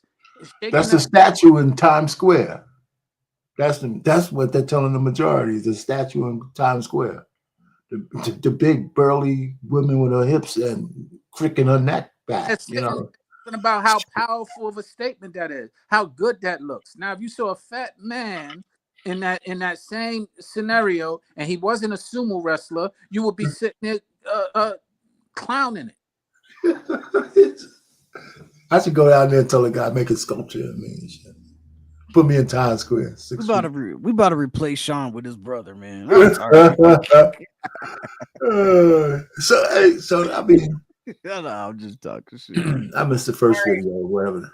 So we ain't going back. So let's. No. I'm not asking you to go back. I'm not gonna ask you. We're gonna get on to the Diddy case. If you're just tuning in, definitely hit the like button. Let us know that you're here. Let us know where you're watching from. How'd you hear about the Real Precious? We're gonna get into the Diddy trial. I found some footage, some Nancy Grace footage, and some people that she has been interviewing about the trial. And then I have two videos from a creator who actually loops in how these things are crimes. That what Diddy is doing are crimes. So we'll be nice to hear that. Be nice to hear that. I'm just curious, Josh Ritter, you're so busy planning how you can destroy Dawn Richard on the stand, how you can tear her testimony into shreds. You tell me, after all this, and this is after a federal multi-count indictment, there he is, the night of his arrest, with a hotel room stuffed with Astroglide, multiple bottles of baby oil, all sorts of lubricants, sex aids, and tons of cash and drugs. I mean, the man can't help himself. He is a criminal from the beginning to the end. This is the night of his arrest. Yeah, I don't know where to go with that. It doesn't look good. You're absolutely right. Here's the thing, though, that the defense is going to have to continue to hammer home. And maybe this is becoming a hill too high to climb. But it's the idea that as deviant as this is, as outrageous as it is, where is the crimes here? I know we're hearing a lot of testimony about really kind of sick behavior, but have we heard a lot about him understanding that consent was not being given? Have we heard a lot about criminal enterprise? Those are the prosecution's going to have to connect. Okay, you're actually making my teeth hurt. Does he understand lack of consent? According to the state, the women were drugged out of their gourds. Didn't you hear about that Louis Vuitton bag stuffed full of ecstasy, coke, pot, Plan B birth control? I don't mean just one Plan B birth control pill. I mean a whole Louis Vuitton bag. Sydney Sumner, tell him what was in the Louis Vuitton bag that Combs carried constantly. There was Klonopin prescribed for Frank Black, which is an alias that Combs used very frequently when booking hotel rooms for freak-offs.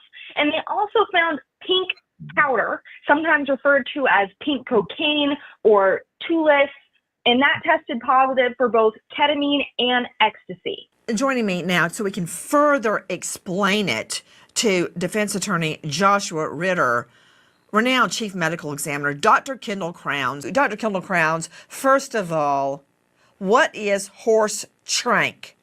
Tell me that. Tell me all about ketamine, but dummy down for me. Talking regular people talk. What is ketamine? So ketamine is an anesthetic. What it does is it induces a trance-like state, distorting your perception of sight and sound and your reality around you. It makes you feel disconnected and not in control. So it makes you very easily made to do things that you wouldn't necessarily do if you had your wits about you. And it's used to facilitate sexual assault commonly. Dr. Kendall Crowns, what is Klonopin? Klonopin is in the class of benzodiazepines, and benzodiazepines produce sedation, hypnosis, or kind of make you feel disconnected. They're usually used to relieve anxiety and muscle spasms or to reduce seizures. That makes you kind of more sedate, more calm, decreases your anxiety, makes you forget what's going on, and makes you more susceptible to suggestion. Straight out to Joshua Ritter, criminal defense attorney. I assume you can hear Dr. Kendall Crowns speaking, and I want to quote a medical doctor. One of the most common questions about ketamine is, was or is ketamine used on horses? The answer is yes. So, Joshua Ritter, could you explain to me your nonsensical question? Did Diddy know there was no consent? The women were high on horse trank, ketamine. They were using ecstasy, Klonopin, and more. And why the Plan B birth control pills for the morning after a freak off? You explain that to me. Why do you think he's charged with? I want to know from the doctor, are those recreational drugs? Are they also recreational drugs? Are they drugs that people willingly take because they want? But I think it might be part of these, freak offs. Oh, I mean, did I hear you say no? So I did edit the video a little bit because she asked him, she said, is Plan B a recreational drug?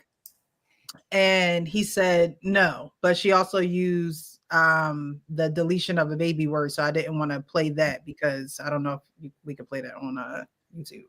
So he said no, that it's not a recreational drug. And she's now saying, oh, did I hear you say no?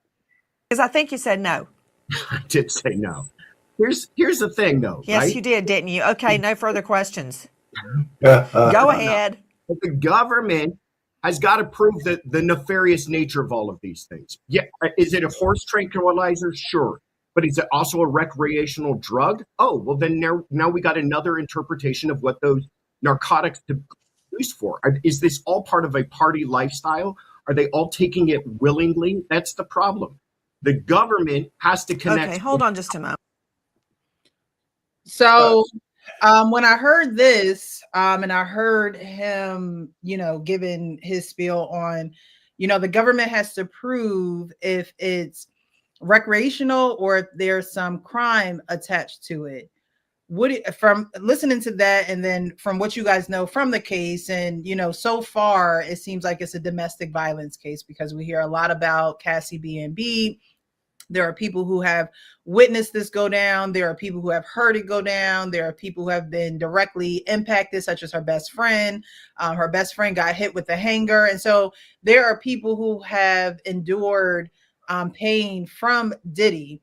But in this juncture, in this video, they're talking about the plethora of things that he had in this Louis Vuitton bag. And this defense attorney is saying, look, the government has to prove that there is no crime attached to this. What do you guys think? Do you think that there's any crime attached to it, or this is just what they've been doing for, ages, and they party in Hollywood, and these are the drugs that they take, and so why is everyone in an uproar about it? Hey, before you go, do you want to read those super chats, or did you do that already? I think I only read the first one. Thank you, Arpane, for reminding me. So AP, the accountability partner, $20 super chat. That which is understood doesn't need to be explained. What's up, everyone? Every woman already knows. Let's quit BSing. Big Ant 11, $10 super chat. I'm not taking any relationship advice from Payne. I learned my lesson. That's a good one. Let me go first. I'll be real short. Listen, I still haven't heard the crime, the problem I have with all of this stuff, first of all, I don't think he's on trial for domestic violence. I think that's already been settled. He's not. Is it a bad look for the jurors to say they're going to taint everything from the standpoint that he beats women? I think that's going to impact some of those jurors. But just because he has all this drug, is he on trial for drug trafficking? Maybe. If that was the case, then that's one thing. But the fact that he had drugs and the fact that the women took him to be a part of Freak Off as if they were little children and he made them do it is the problem. The women were complicit and the guys and everybody who took drugs. I don't see why women think because they took a drug and a man took the drug, they're any less or any more impaired than the guys who took the drug. So I'm just saying, I still don't see the crime. If I was on the jury, for what they got to show me where the racketeering is. There's got to be something more. And then I heard it's like some children shit involved. I have yet to hear the evidence that he is doing something to people who were not consenting adults. I mean, right now it's just salacious sex stuff so they can kind of butter up the jury to make them malleable to any other shit that they say. But where's the crime? You know, he's a cad. He's a freak. And everybody who was complicit were freaks too. So when a grown man gets up there and says, I actually attended, I'm not even talking about women. The men, when a grown man goes to one of the freak offs and he books over so Diddy could have his way with him, I'm sitting on the jury and saying, you're a grown man. What are you talking about? You did this because you wanted to be famous. And women been deluding each other forever. Like every time y'all give up the box, it's a man manipulating you. That's just bullshit. It's just absolute bullshit. And I think we need to stop it. I don't think, so I still haven't heard the crime. I still haven't heard the crime. To your point. See, wait a minute. Nancy Grace said herself, I saw a baby oil and all this. How is that relevant to a crime? Because he had a room full of baby oil. They're trying to say that the baby oil was spiked, basically, with something. So when you put it on your skin, it makes you go and changes you by putting the baby oil on your skin? No, they were trying to say that it has something in it to make you relax, basically. But let's just say that's true. Let's just say that's true. Yeah, they all was in on it. Well, I would say this to your point, Payne. I'm done. Where is the crime that he's being charged with? I agree wholeheartedly. As far as all the stuff they found, I just found out about this thing, Astroglide, from this thing. I don't even know what that is. I'm gonna look it up because I've been here for the last 3 days. Astroglide, I'm like, what the hell is it? But anyway, the point is that Payne was just making, the crimes that he's charged with are not there. Now, if he was on domestic abuse, he's guilty as hell. And he will be locked up, but that's not the charges they have him on. If he was with assault, yeah, but the charges it's hard to find, and all of the things that they're bringing out are him abusing drugs. They keep on mentioning these women who are on drugs. He was on it too.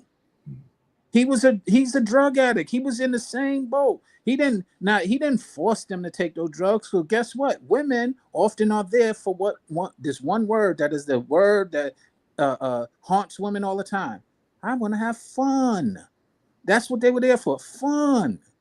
And when they're there for fun, a lot of times they get manipulated into these scenarios and then want to revert back to when they're sober. Oh, did I do that? No, I didn't mean to do that. And then start pointing blame at people who aren't the same way as Payne just said. If a man took ecstasy and he wound up doing some homosexual things, don't be blaming the other guy. Blame yourself for taking that drug, and that's what it made you do. Don't sit there and make that other person who had or who provided the drugs the person who, oh well, he shouldn't have had it there. Nah, you shouldn't have took it. How about that? This is the thing, man. This whole case is gonna divide everybody amongst two sides, man. So you got the sides that people think that because Cassie is a victim that she cannot be held accountable for her actions. most of these freak offs, they didn't include other women. They included other men. And you know, what was his name? Gene Deal. So allegedly, you know, Diddy would show her how to give it, basically. Not by telling her, but that's what his guy Gene Deal said.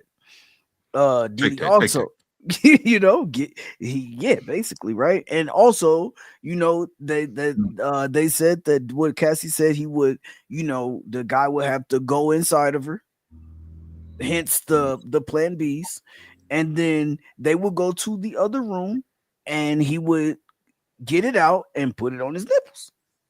Like, you know what I'm saying? These are just some freaky ass gay Caligula shit. You feel me? Kind of shit.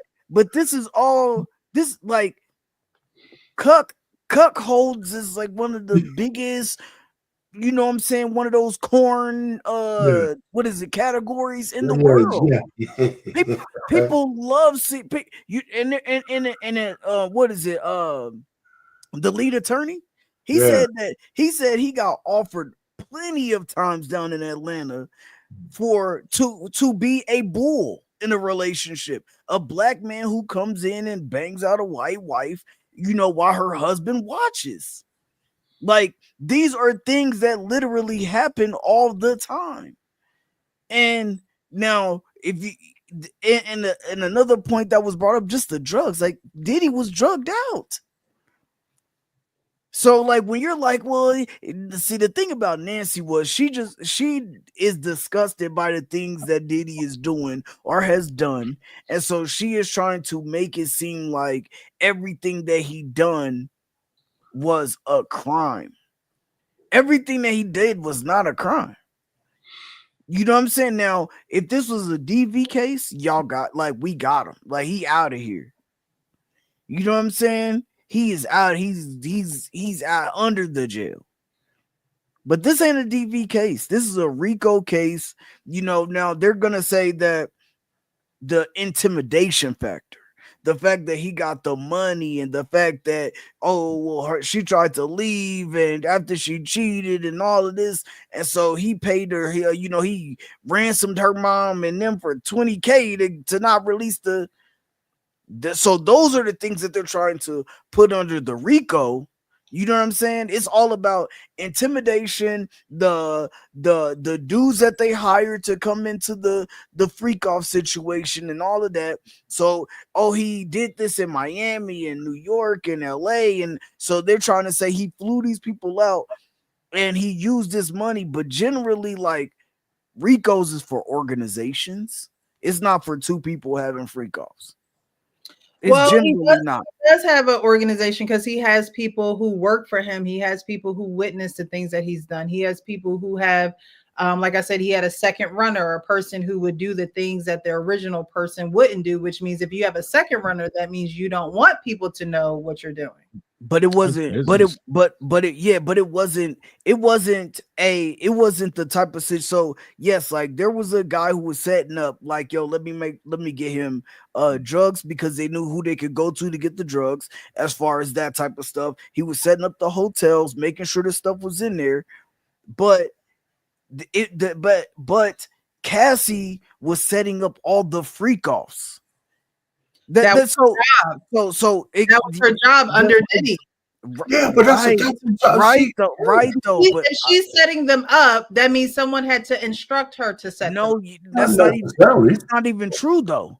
Because God damn it. Because if she okay, hold on. Because let's just say, okay, but we get it. 19. No, she wasn't. She was 20. She was 21. 22. Her frontal lobe was not developed yet, Frank. What are you talking about? No, they were 20. They were 20. Yes, but she was dating Ryan Leslie at that time, and she didn't get with Diddy until she was 21, 22.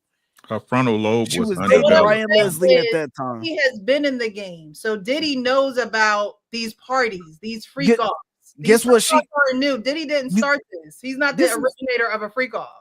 Right, and she can't say that either, because she was dating a music producer, a high-end music producer at the time. You think Ryan Leslie wasn't involved in no freak offs, or you think Ryan Leslie wasn't taking her to parties? That we heard the same thing about Aaliyah, didn't we? Yeah, but is Ryan Leslie have the same power as he was one of the biggest music Yeah, producers but is at he the bigger than time. Diddy? So That's not you're missing the That's point. not a crime being You're big. missing the point. No, it is. It's not a crime being big. It's not a crime being big. However, more money, more problem. Like he has, which But means he has more this is what power. but He just had bigger parties. the reason why Why? you're saying that based on Diddy is because Diddy was was around, had Big and all these people. But when you got a Ryan Leslie, a Babyface, and I'm not using him in this, but if you got a Babyface Edmonds, these people are music producers. They're the biggest music producers in the game. They're writing Neo writes songs for Beyonce. Like these people are huge, but they're not Diddy. They don't have to. That's not you're looking past the point of what I'm saying. I'm saying if you're 19 and if you're 17, I think she started dating Ryan Leslie when she was 17. When you're trying to get into the room with these type of people, what was his name? Pretty Richard, ain't that what his name was? I think back in the day, Little Richard. He said back in the day, he had a video that came out that he said, yo, we get in there with these music producers. Sometimes they give us some drugs, and sometimes we do what we gotta do. But the drugs makes it all go away. So if they telling you this from the 80s, you know exactly what the hell is going on in the 90s and 2000s. Ryan Leslie beating her? Was Ryan Leslie? That's not what we're Don't talking know. about. She didn't say. Don't know. And that's She not didn't even say. what we're talking about because we all seen the video. So everybody is saying that we agree with you. We agree with the part when it comes to the beatings and all of that. We agree with that. But the guy who got on the stand yesterday or Friday, Diesel, or what did they call it? They called him the Crusher, the Punisher. He said, yo, I've been working as an exotic dancer for a long time. I seen women. I could tell when women don't want to be touched. I can tell when they're uncomfortable because I've been in the environments a long time. He said, not one time was I in the room with Cassie where I felt like she did not want me. If she was on ecstasy, if she was on God drugs, damn it. if she's on drugs, yeah. And matter of fact, he said tranquilizers and ecstasy. No, I got something for that because he said in his testimony, he said the only drugs that was around during that time when he was with them was weed. He said we all smoke weed and the weed was laced. The weed was laced with ecstasy, bro. You gotta get a woman something to hold on to, bro. That's what he said though. I can't. He was on. I know. He was the one on the stand that said it. But this the thing though. So this the thing, right? So did he force the drugs down her throat? Did he make her come to the party? Right? Did he send a driver to her house? Is like the driver downstairs. She gonna drag you out the house if you don't come. No, she kept coming back for more. Right, I agree with that. But she was in a relationship with Diddy, and so that is why she kept coming back for more. She was with the man. It wasn't like she was just an employee. She was with him. So why did she get immunity? Did she get immunity for her testimony? Did she get immunity for her testimony? I don't know, but I got a question for you about that. I heard that she did. So when she left Diddy for her now husband and then went back to him for 96 hours to go and declined her husband's phone call because they were in the bed together at 3 a.m. having sex. What was that about? The power, man. She couldn't resist Diddy, her great husband, the one who supports her at home and actually understands and is with her to heal her. He just couldn't beat the hold that Diddy had on her this night. Look, Diddy called and sent a text. Cassie, I miss you, babe. Cassie obviously was what? Drugs alter you, right? Mm-hmm. And so it wasn't like she was in her right mind all the time. Mm-hmm. Okay. Like he was in his right mind all the time.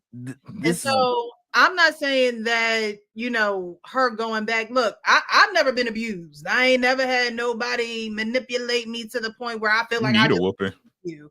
Okay, need a whooping though. all right.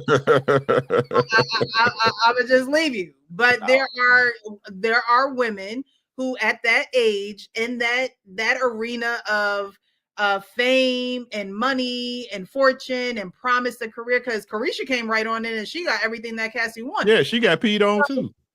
Right. And obviously, I think she said she liked it. It sounds like something that Diddy just like to do. Right. That was what he liked to do. And so if you were in a relationship with him, you signed up for that. Well, young Miami came out and said that came out and said I liked it. Right. Young Mike, no, that's what's the name. I know it's my bad. That's what you signed up for. So when I say it's your job, when you are with someone, you both take on different roles. So if y'all are saying, oh well, Cassie will call the people for the freak offs. Well, if she's with Diddy and Diddy told her to call the people for the freak offs, then that's what she did. Yeah, well, that's still not a crime. Right. You're absolutely right. So my only thing is she cheated. My question to you guys does anybody take a prescription drug? You don't have to tell me what it is, but does anyone take a prescription drug? Arpain, I'm sure you. Yeah, of course. Yeah. Not no more. I used to for my shoulders. No. Okay, so when you took that prescription drug and you called the prescription drug in, did you put it under someone else's name or did you put it under your name? No, of course, it's on your name. Yeah, right. That's a prescription drug fraud is a crime. That's a crime. Yeah. Yeah, and I'm about to say, and we're also not celebrities. Mike, like all these celebrities do that type of shit. They all do that. But yeah, that's a crime, and they could try to go after the doctor too. But literally, mostly all the celebrities, they have superstars, they all have aliases that they go by, and that's how they send people to go get their drugs, their hotel rooms, and all this stuff. And that's not why they got them in court. So do they get it in quantities like Diddy have? It's okay to be probably not. They ain't got money like Diddy. Right. Yeah, we don't know they're not on trial either, so we don't know. No, the answer is let's say no. Diddy has he paid for his proclivities. He put money out there for his toys. That's part of his game. Right. So he had a lot of money and he used it to fulfill his fantasies. Okay, let's watch this video. He started shaking his head last week during Cassie's testimony, and it wasn't when she was talking about the super embarrassing things. It was when she was talking about his aliases of Frank Black and Frank White. So she put those names on the record as names that Diddy used. It seemed weird to me that he would get upset about that, but I thought maybe he's just a narcissist, and now people are going to realize who he was and what he was doing this whole time. But no, y'all, it goes way deeper than that. They released the photos of the evidence from the hotel room that he was staying in when they arrested him, and in the evidence was a prescription bottle for clonazepam, which is a Schedule 4 narcotic. It's kind of like Xanax, but not as strong. And it was written to who? Frank Black. And y'all get this, the address on the label was for Lifespan Medicine in Santa Monica, California. Lifespan Medicine is a concierge doctor kind of thing, so you have someone 24/7 you can call for anything you need, which seems something very much like he would have, right? So I'm assuming, this is just my opinion, that a doctor at Lifespan Medicine wrote this prescription for Diddy, but put it in the name of Frank Black, which is highly illegal. You can't write narcotics to someone in someone else's name, and you definitely can't put your address down as theirs. If the jury believes that Diddy used aliases to get drugs and to cover his track, it plays right into the racketeering charges. So when Cassie casually dropped those names last week, she didn't just out him. She gave the prosecution the string they needed to unravel this whole thing. Diddy shaking his head wasn't just denial, that was panic, you guys. As they say over at Lifespan Medicine, you only have one life, make the most of it. This case is unraveling like a movie script. Follow me for all the breakdowns, all facts, no fluff. Just follow me, I'll keep you updated. Yeah, that's just that's a crime. That doesn't prove racketeering. That just proves that he got drugs illegal. And if that's one of the charges, then that's cool. Then what's the conspiracy? What's the conspiracy on that for a RICO? Like this don't make no. What do I know? People comment on my video from yesterday, and they're saying, "Who cares what pills he took? It doesn't matter. He's not on trial for being a drug addict. We all know that he took pills. Blah blah blah. It doesn't matter." And while everyone's right, he's not on trial for being a drug addict. You're missing the big point here. The big picture is this all feeds into RICO. All the testimonies that we've heard so far are part of RICO. They're all building this picture, this grand picture of what a criminal enterprise he was running, right? Which RICO stands for Racketeer Influence and Corrupt Organization. This was established in the 1970s to help take down like the mobs and mafias. RICO requires proof of at least 2 predicate racketeering acts within the last 10 years while in or controlling a criminal enterprise, like Bad Boys. So how does this alias prescription fit into all this? Let me tell you. So this would set up a pattern of illegal activities, which would be the predicate acts that are required for RICO. So if we could prove that Diddy, in fact, did have this prescription written to him by a doctor, and they wrote it in the wrong name, then that would show one prescription fraud, which is a huge deal, regardless of what everyone in my comments thinks. It's a big deal. It's a federal crime. It's a felony. And get up to 5 years for your first time. And if he was getting something like Klonopin written to him, I can only imagine what other prescriptions he was having written to Frank Black and that he was getting filled himself. There's conspiracy to obtain controlled substances, which is also a felony, and identity or healthcare fraud. They could also use this to show that he had enterprise control and structure by saying that he controlled the doctors by having them commit the illegal acts and then staff by having them conceal the illegal acts. They could show that he used an alias to avoid detection. That would show deliberate organization and structure, which are key components of a RICO enterprise. This could also show concealment of like broader activity. If they could prove that any of these drugs were used or given to Cassie or other victims or associates of his, and then that they were used, like Cassie said they were, to control her and get her to do these freak-offs, then now we're into sex trafficking. So do you see how we worked our way down from fraudulent prescription written to alias all the way to sex trafficking? And it doesn't have to be sex trafficking. It can be any of the things along the way that we just discussed, but that's where everyone's mind goes automatically, and they want to get back to that, which I understand. That's the juicy, gossipy part of it, but it's all of these little things on top of each other, which makes a RICO act. So while I get that everyone wants like this huge, juicy story immediately, we don't have that right now, and it's going to take like putting all of these puzzle pieces together to prove RICO against Diddy and watch him go to prison for life. Follow me. I'll keep you updated. And every one of those angles is an angle where they could get knocked down. So really all I hear is that he got illegal drugs. It's not even that they can knock it down. The point is they using RICO to charge him for something because they can't get him for what they want to get him for. That's right. And where's the co-conspiracy? So again, what's the real crime? And the judge even asked him like, yo, like, I get that y'all are trying to show that he's a bad person, or y'all trying to show his character. So like all these people right now are just character witnesses. But the judge said, I'm not seeing RICO yet. Like, where's the RICO? The judge actually said that? Yeah, the judge said, he said, I understand what's going on. I'm just not seeing RICO yet. He said, I'm not seeing coercion. He said, I can see that he had control over Cassie. I'm not seeing the coercion part, and I'm not seeing RICO yet. That's what the judge said. And again, influence is influence. Everybody has influence over somebody. Like I said, Cassie didn't say no. Why didn't you leave? Ain't nobody got that much control over you in a spot that you don't want to be, right? Again, like I said earlier, there's some things that a person can't make me do. It's not, he didn't make her do nothing she didn't want to do. These people are willing participants. This is a tough situation. To be in a relationship with Diddy. And like y'all said earlier, everyone manipulates everyone to get what they want. That's what right. So how many times do you think he should be able to get away with this with her? A year, 2, 3, 4? He's getting what he wants and she's getting what she wants, right? So however long that takes. Right. So what's the crime in it? The crime would be him doing the things in order to get her to do those things. Right. So why he ain't on trial for them? The crime is you getting the prescription drugs that are not prescribed to you, and you're getting them in large volumes and giving them to other people, these prescription drugs that are not even prescribed to you or those people. Right. Now right. to those people. I got you. Right. So so that's information that's been released, right? Is that the basis of the case? Do you feel, in your personal opinion? It's building the case. We're only 2 weeks The in. base, right? The basis of the case. The basis Is it of the basis? is the sex trafficking and And the racketeering.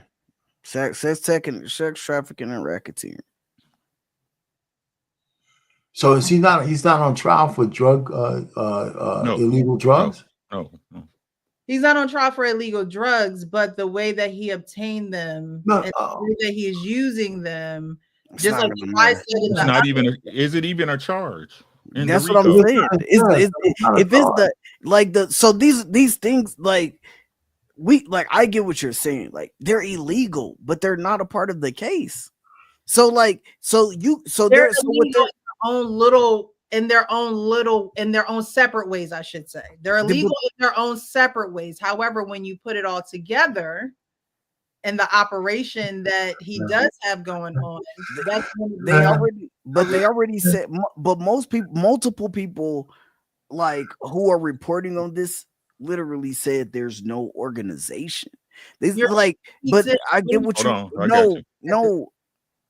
I got you, Frank. Hold on, I got you, bro. When Sean Diddy Combs is not current, while Sean Diddy Combs is not currently facing drug charges, and this is per the Googly machine now. Drug charges in his federal trial, the use and presence of drugs are heavily intertwined with the allegations against him. Here's the breakdown: drugs as a tool in alleged sex trafficking and assault. Blah blah blah blah blah. I can go through that. What? And again, not to disrespect that, but that's what sis just covered, right? Drugs used to maintain control. Same thing she just covered, right? Drug evidence found during raids, right? But number 4, no specific drug charges are in the federal indictment.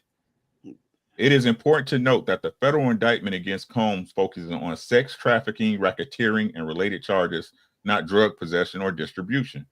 However, the presence of drugs and their alleged use to facilitate sex crimes are key components in the government's case. In summary, although Combs isn't explicitly charged with drug offenses in this particular case, drug use and its role in alleged sex trafficking and coercion are central themes in the trial. The discovery of drugs during raids and victims' testimonies reinforce the prosecution case against him. That's per the Google. They got to prove that they got to prove that they didn't take those drugs willingly. That he fought, and that's huge. And you have to prove so you have to prove that he gave them to them for the negative aspects of the drug rather than the what do you call it, like the sexual part of it, like, you know, like so to say like the clozapine can relax you, get rid of your anxiety, and it, like one of the guys that the dude the Punisher, he said like there was a couple times I couldn't perform because of he was like because like the pressure of it. Oh, okay, here man, I got a little thing for you to calm down and things like that. Here's this, like you gotta prove that he gave that to you to say like, yo, I'm trying to drug you in this situation. Yeah, and I that's gave you a drink and you didn't know what was in it. Right. I gave you this because right now you couldn't perform. You was a little nervous. I got you. Listen, this is a little, and it's also a muscle relaxer. Like you can, you know what I'm saying? Like here you go. So you give this to you can't, come on, bro. I got you here. Take this and chill out for a little while, you know, and I'll work her up. Whatever the case. Like, but you have to prove that he was giving those to those people unwillingly, with them not knowing what these drugs was like, and he was giving them for what our pain is saying, where it's like, yo, I'm gonna give you this, I'm gonna slip this shit in your drink, you don't know that's in your drink, and now you good to go. Like now you ready to prove go. That, then we got a case. If you could prove that he's been drugging people against their will and they didn't know it, that's a real crime too. But I don't think they could prove that. It's the same thing. Remember what Bill Cosby said? We always taking Quaaludes. Yeah. Remember what we always popping ecstasy. Like it's the same shit. But they was able to get Cosby, so yeah, they was able to get. They had to throw that out too because what he said. But you know, here's the main issue that I see and this is the problem I have, is that when men take drugs, there's one standard, and when women take drugs, there's another. That's my problem. They said so when everybody's drugged up, the only person it matters for is women. Is when they're having sex. Like, it's just really crazy to me. Same thing with alcohol too, right? Yeah, Y'all both can be drinking that shit. Majority of the time, the man is the aggressor. Majority of the time. We're talking about this particular case where a woman's in the room knowing what's going to happen. We're not talking about a guy took somebody into a hotel room against her will and she was drunk. When a man and a woman is drunk, when they're both drunk, listen, some men can't perform when they're really drunk. And, so just the fact that he can get it up means he's less drunk than a woman who's giving it up. Yeah, she has the morning after quick. She wasn't able to consent. Unfair balance. It's like a woman doesn't have any agency over her body when she's impaired, as if the man does. That when he's impaired. Necessarily that. That's the way the law works. It can't be taken advantage of while he's impaired because he can. But more times out of not, you hear women being taken advantage of in those circumstances, not men. There may more times out of not, women use that as an excuse, and men who make the laws acquiesce to that bullshit, right? Because most women who are in the positions that they're in is because they want to be in those positions. Most men don't go around essaying women. Most men don't go around essaying women. So if I could have an innocent night with a chick and she has the morning after regrets, and now my whole life is ruined. So all I'm just trying to say is this is unfair. It's just not right. I mean, there's a lot of double standards that we all don't agree with. Yeah, but the double standards ain't supposed to be able to put me away for life. That's what I was saying. My whole life should be destroyed over a double standard. You're absolutely right. Not when it comes to the law. Boy, and watch where we lay. Oh, not only that, it was 25 years ago. 25 years ago, right? So I mean, it's the whole thing is just broken. It's broken. It's broken. And so that's what I'm saying. I still haven't seen the crime on this because they're not charging them for the things I see as a crime, the drugs and all of that kind of stuff. But yeah, he might go down. But it's just like it's almost like the Tory Lanez deal. I think the one thing that that they're gonna try to stick in the whole thing is the sex trafficking because they were flying the prostitutes out from state to state. Now where they're and I think that's also kind of broad too because I haven't got to that yet. Then it must not have got to that yet. And that was it. Well, they talked about it a little bit because they said that Cassie said that they had these freak offs in Miami, Vegas, and all these, and they were flying them to. They had the white trip. Was he cutting out? Oh, okay. Yeah, they said that they were flying them to these places, and so I think that they could possibly get them on that. And that's something that's going to affect a lot of people too, because now the whole sex trafficking thing can go out to you flying a woman out. Like, well, he had those white parties that probably turned into freak offs back in the day. Mm-hmm. They were flying to Africa. They were flying everywhere. Mm-hmm. He had like these planes that he rented out. Everybody in white, they taking these long trips to a destination trips and stuff. Yeah. You know what the case that's really close to this one, the Epstein, not the Epstein. Or Weinstein, not Epstein, but Weinstein, the one that Candace Owens is talking about, Harvey Weinstein. Oh yeah, she's giving. They're saying that Weinstein is he's actually innocent. If you listen to the case they made against him, it's just all pure bullshit. Pure bullshit, and he didn't get a fair trial. This was in the Me Too era thing. I'm trying to say I think the walls is crumbling down. Now, I'm not saying Diddy won't get convicted because he clearly is guilty of something. Right, for sure. There's no doubt about it. But I mean, I think when they do this RICO thing, I think sometimes they stress. Look how the RICO case against Trump fell apart down in Atlanta. Look how the one fell apart against Young Thug. That's right. Exactly. And people was unalived in that case. And the guy they had as a star witness, they know he did it. He walked out of jail. The guy who was on the man, I forgot his name. He was Woody. funny. His name was Lil Woody. Woody, yeah. I'm just trying to say, this case ain't as strong as everybody thinks it is, even though we know the system is broken. So he might go get every minute that everybody expects that he should get, but it's not because it's on the up and up. They're going to piece it. It depends on what the jurors are. If I was on the jury, he'd be a lucky guy right now. And what I would say is like, I think that we gotta also we gotta separate too, like what we think, like what we deem as moral and all this and all, and because what I think is starting to happen in court nowadays is it's more about it's not about really what's illegal anymore. Like what is a crime?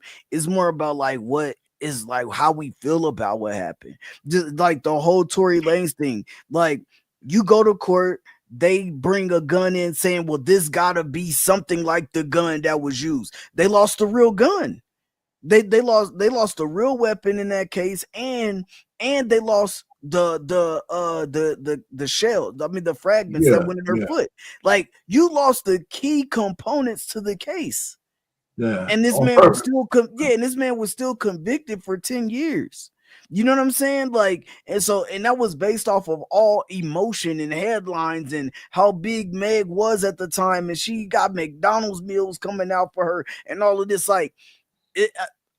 And I think it's hard when you talk about these situations because you understand that Diddy is an animal. You understand that he's a monster. You understand that he's not a good person. You understand that he's a despicable human being. But then on the other side, it's like this woman was just completely innocent and she was so young that she didn't realize but then take away these things, right? She was with Ryan Leslie, who was 10 years older than her at 17 years old, right? Why was she with him? Because she could get something out of him. He's going to give her good hits. He's going to give her good music. He's going to give her the best songs, the best beats. He's going to put her in the room with the other best producers, right? Right. And what did she do? 4 years later, she cheated with Diddy to get with Diddy. She leveled up. She leveled up in the situation. Mm-hmm. And I'm not saying that she is on trial because I know that's where everybody gonna go. That's not what I'm saying. Diddy is on trial. I'm just saying, but to just act like this woman is completely innocent. I pray that she healed from everything that happened to her, for sure. But we cannot sit here and just act like she's just innocent. She cheated up. And she was around Diddy all the time because Ryan Leslie was his right-hand man. So you can't tell me that she didn't hear none of this stuff beforehand. You just can't. Oh, that's a good point, Frank. Everybody knew that Diddy was a monster. Right. You cannot tell me. That was one of the worst kept secrets around the people in those circles. You're around Diddy all the time in the studios and all, and you mean to tell me you don't hear none of these things about him? Right? And then you cheat to go get with him? The crazy part about it is, though, you only hear of him beating Cassie. And the one that died, the lady that died. Kim Porter. Yeah. Kim Porter, and he also attacked Cassie's friend. But other than that, I don't hear about Diddy putting his hands on anybody else or doing anything to anybody else. They accused him of blowing up Kid Cudi's car, but there was no conclusive over Cassie, but there was no conclusive evidence really on that. I heard really that there was a female's DNA in that car. So with him, even with people knowing that he's a monster or he, from the free throw standpoint, they knew that he diddled men. That wasn't a secret. that he manipulated a lot of the men around him from the get. Here's the thing. Here's my thing on all of that stuff. I'm sorry for cutting you off, Precious. Go ahead. Go. I was just gonna. I don't even remember what I was gonna say. Go ahead. Well, listen. You know what? There's a thing about Usher and Justin Bieber, right? They were around him when they were underage, right? If one of those guys got on trial and said, got on the stand and said, when I was 14 or 13, Diddy diddled me and shit, that kind of stuff. Now we're talking about crime. Now we're talking about some, because they even had, I think some part of this was, some people said sex trafficking of minors they used to say, they're not saying it that much anymore. But somehow they had some connection with them with him when they were underage. Right. So if that kind of stuff came out, I think that's a game changer for those kind of charges. If those are charges at all. But this whole the RICO thing and all of, I just think that they're trying to butter up the jury so it's about feelings, like Frank was saying, and not about just facts. And that matters because the jury can get swayed by what they hear. And so when the prosecutions put these pieces together, it could sound like, he's guilty of something. I don't know what it is, but he's got to go down. I mean, they did the raid and all of that with the intent of locking him up. So there's obviously a reason why they did that. I don't think they would just, raid a man's house and want to seize his assets and things like that if he did nothing wrong. So there's obviously okay. I mean, I'll grant you that, but they still have to prove that case because of where I'm. Of course. Again, we're only 2 weeks into this trial, and the trial is supposed to go well into July. And so, with Cassie being, one of the very first people to take the stand, of course, there's going to be emotions, flying all the way around because we just, heard everything that we just saw a video that, he's beating her in the hotel. We're hearing all this stuff about, kids Cudi car being blown. It's all being sensationalized now because those things are still relevant. We have just learned about those things on social media. And so that's what's at the beginning of this trial because it gets the people going, it gets the people talking, people like us who are having these discussions on social media. But Diddy has been in the game for a very long time. And so even with Cassie being on the stand, there's going to be a day where she's not going to be on the stand. And these people that have been involved with Diddy and any enterprise or any intent for coercion or racketeering and all of that stuff, I believe those things are definitely going to come out just because everybody knows that Diddy is a monster, right? Everybody knows that he is the bad boy of the industry. So I don't know what it will be. There's talks of Diddy actually taking a stand himself. And just waving off the objection and taking the stand himself. Who knows if that'll happen? Nobody knows what is in store for the trial. And of course, I'm definitely going to continue to follow it because, someone that people think is so polished and has it going on and has all this money and has all this fame and things of that nature.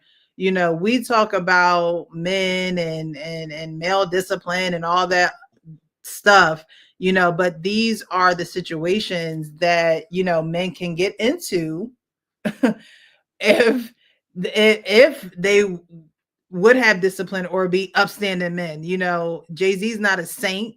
However, he has a wife, so whatever he gets wrapped up in, they are one. That's his wife. It's not like this girl that he dated for a while and then she left him and went to another man. And Diddy and Cassie are going through their situationship. That's what they got, a situationship. They had a 10 year, they were together for a 10-year situationship. He never married her. She was somebody who thought that, hey, I can have a career if I'm with Diddy. I can have a career if I'm with Ryan Leslie. I can have a career if I'm with Kid Cudi. This is a woman who was chasing after a career. And every man that she came encounter with in the music industry knew that that was her goal. I don't think her goal was to have sex for 96 hours. I don't think her goal was to get beat and dragged. I don't think her goal was to, you know, have her mom extorted for $20,000 because Diddy felt like he invested all this stuff and she tried to leave him and he want to ask, you know, her parents for money. I don't think those are the things that, you know, she wanted, but those are the things that came with the person that she could get these things from. And this person, you know, Diddy himself said, you know, she's moldable. She's at an age where I can mold her. I can, you know, she's right where I want her. And so he knew what he was doing, even though she didn't know what was to come. And I'm sure as time went on, there was no, you know, they were making statements that people were saying, you know, Diddy was like, well, people go missing, and you know, we already have people in the grave missing that we're dealing with Diddy. So the it's easy for us common folk who don't have the money, who don't have the fame, who don't have the spotlight, who don't have the keys to the city. Well, he ain't got them no more.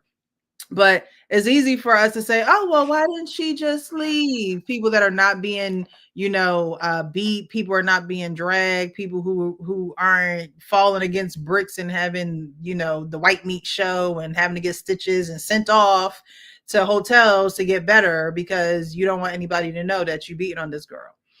And so, you know, even something like that, her being sent off to a hotel and having to heal, that's all part of the operation. That's all part of an operation. And what that operation is going to boil down to, we just don't know yet. We're just gonna have to, you know. This is crazy.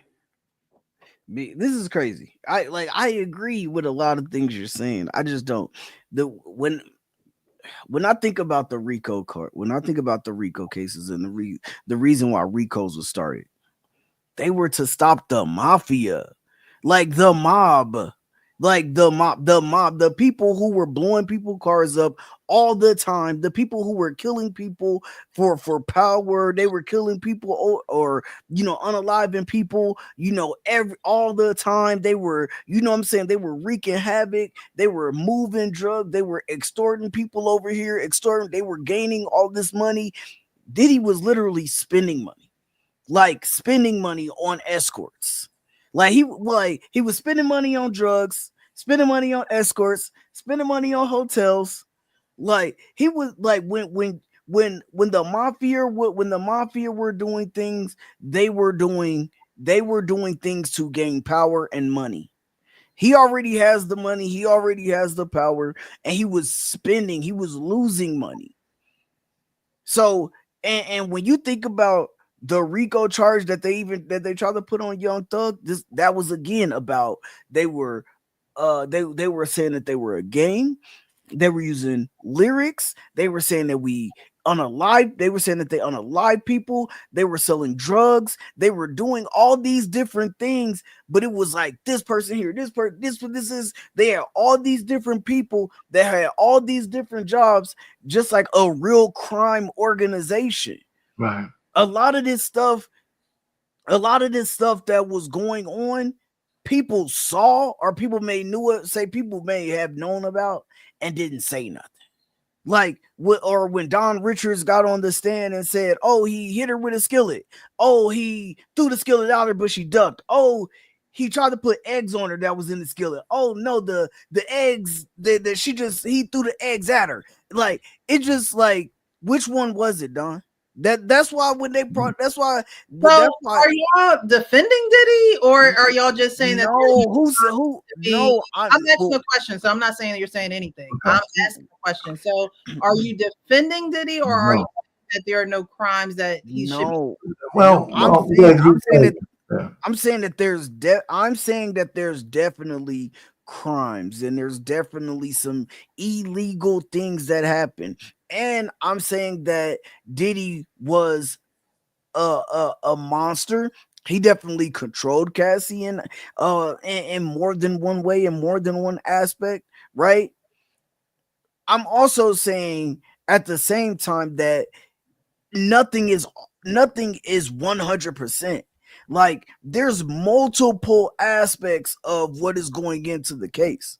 Like, you know what I'm saying? When you say that there's sex trafficking, and then you say, well, we were flying escorts out to different cities and states. Now I can say, oh, okay, yeah, I can see how they can say that this was sex trafficking right here. How they can label this or put this under the realm of sex trafficking, right?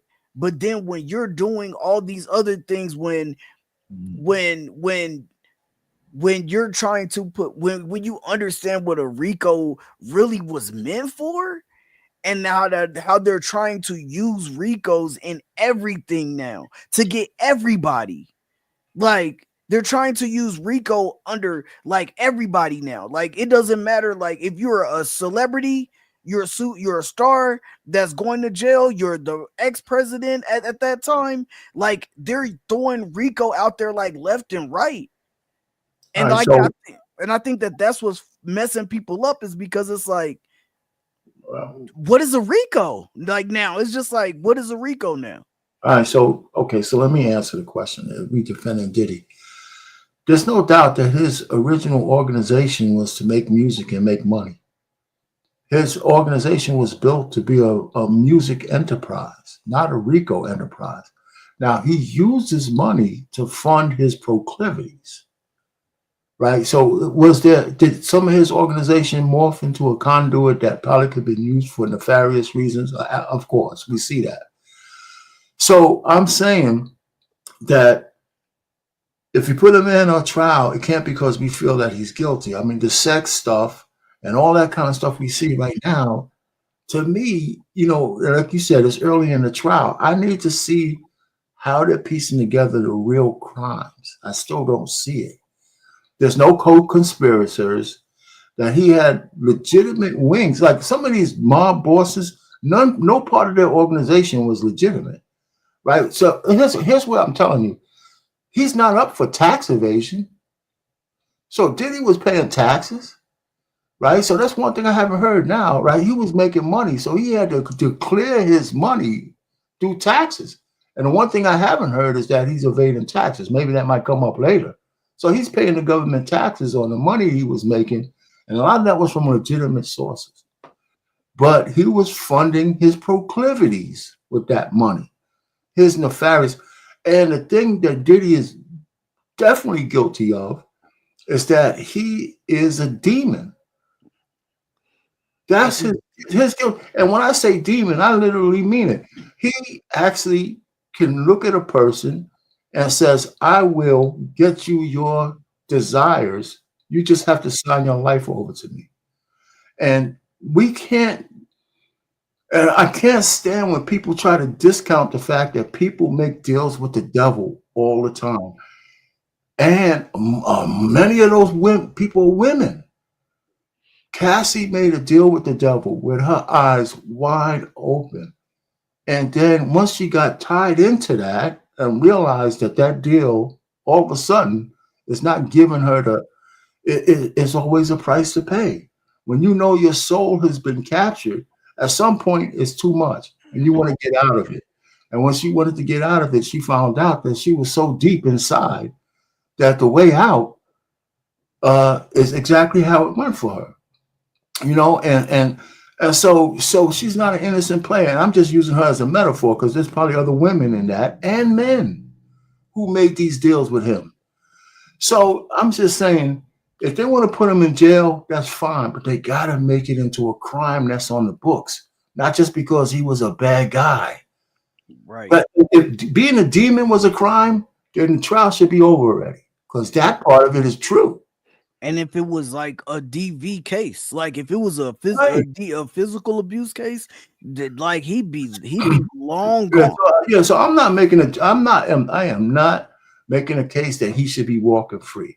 He's a bad guy, but the state, the federal government has to prove what they're saying. And maybe it's coming. Maybe some of that stuff is coming. But all the salacious sex stuff, to me, is not a crime. It's just sex. Not if the people were consenting adults. We got a lot of freaks out there. And I think it's hard too. And I know that you had mentioned the victim stuff, and I get that too, and I understand that, because we don't know like how that life is like as a victim, and and like wanting the love and all of that type of stuff like that. But I reacted to this woman. She was saying that she was like, she wanted his like love and affection, and she wanted to be his girlfriend, like she wanted to be his number one girl. So she was wanting to do whatever she had to do to become his number one girl, and like that. And so she just continued to do it. But then you're also texting him things like, when he said like one more freak off, LOL, and she's like, I want to do freak offs for the rest of my life with you, or whatever. It didn't then a couple minutes later, like, no, okay, you know what, I don't want to do freak offs no more, or something like that. But just the fact that, what I'm saying, she's saying like she wants to do freak offs with him for the rest of her life. She was saying in that moment, like, I only want to do them with you because like I want to be your wife. Like, she wanted to win him over. So she was doing a lot of these things. And like I said, like, Diddy is he's not a good person. Like, and I don't think that yeah, and I think that more than likely he's gonna go to jail for something. Like, I don't know what, like, and like I said, it could be the sex trafficking or whatever the case may be. He like, cool, whatever it is. Like, I don't care if he goes to jail. I'm not gonna lose no sleep over it or nothing. Like, he, what I'm saying, I'm sure that in more than one way he deserves it. You know what I'm saying? But at the end of the day, it's like there are some other aspects of this case that are just kind of like They that are kind of just they need to come out. They still need to come out. And there's another thing, and this is where I see a naivete of any woman. If you're in love with a man who's willing to let some other men do all those kind of things to you, at some point, you're in deep, because no man who really loves a woman will actually submit her to that kind of shit. Right. Well, You know what I'm saying? So from that standpoint, she was captivated by thinking that he's in love with her. That part, is the emotional tie that I would give a woman credit for, because I always say it. I got to be consistent. When women fall for men like that, they're willing to do anything. So at one point, it was for her fame. She obviously didn't really get famous the way she wanted to, right? Singing and acting and all that. But being his first mate, his Bonnie to his Clyde, I think at some point became good enough for her. I'm hanging out with this mogul and I'm Bonnie, right? Like, if you watch Bonnie and Clyde, she was like an innocent damsel when she met this guy, and then she went all the way corrupt just like him. That might be a good metaphor for a movie. And then she wasn't innocent anymore. So I might have to go watch that to see if I can see more parallels, and then put out a video on the comparison. Kelly's wordy reaction says, when Diddy demanded that his employees purchase illegal substances, you're turning them into your criminal enterprise, which I do agree. He had his assistants, double assistants, people, when they are doing things for you, and getting your illegal substances, getting these prescription drugs that are not prescribed to you but someone else, and then you're distributing them.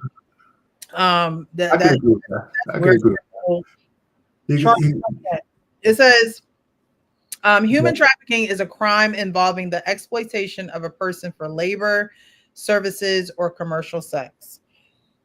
The Trafficking Victims Protection Act of 2000 and its subsequent reauthorizations recognize and define two primary forms of human trafficking.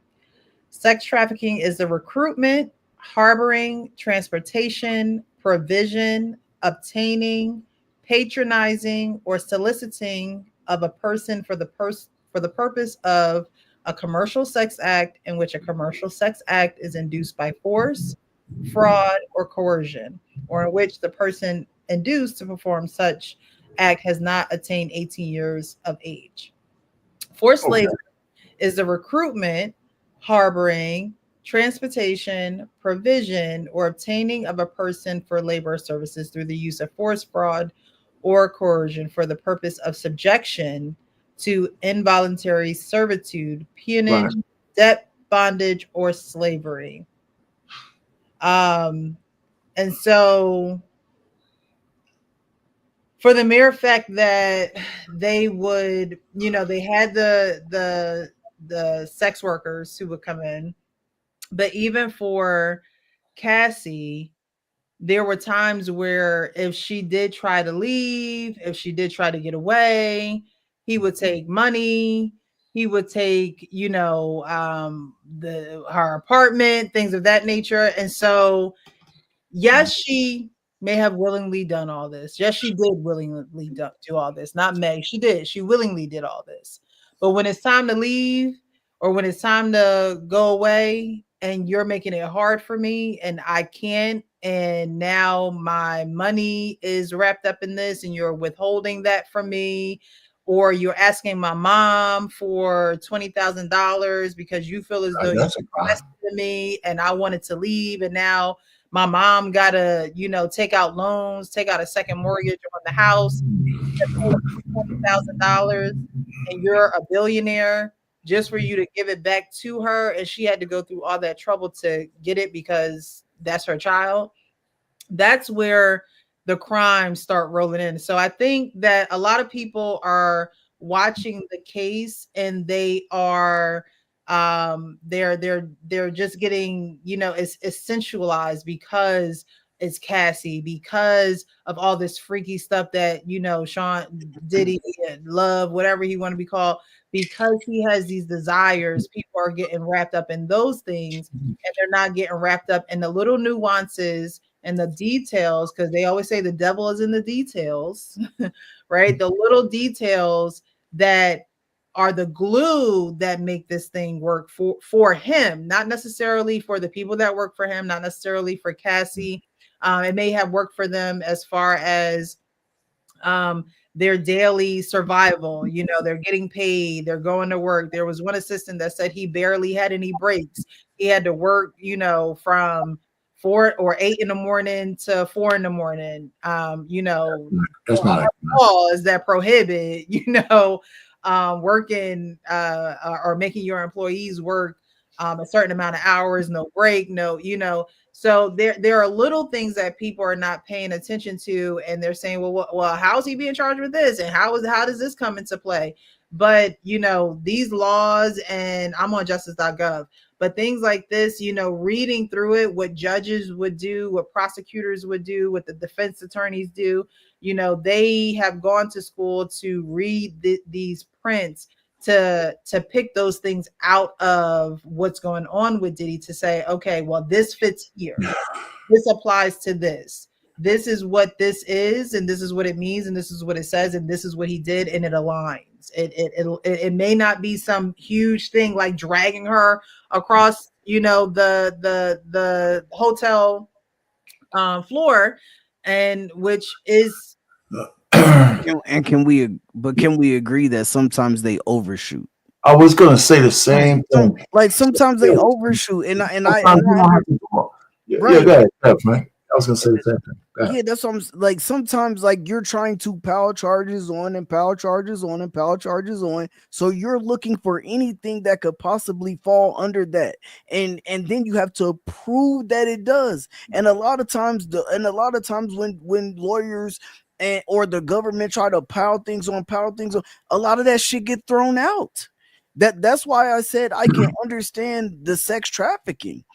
I said that I can understand the sex trafficking because they willingly paid for escorts. They flew them from state to state to have these freak offs. So that's exactly why I said that I could see like sex trafficking coming out of this and them hitting him with that charge for sure.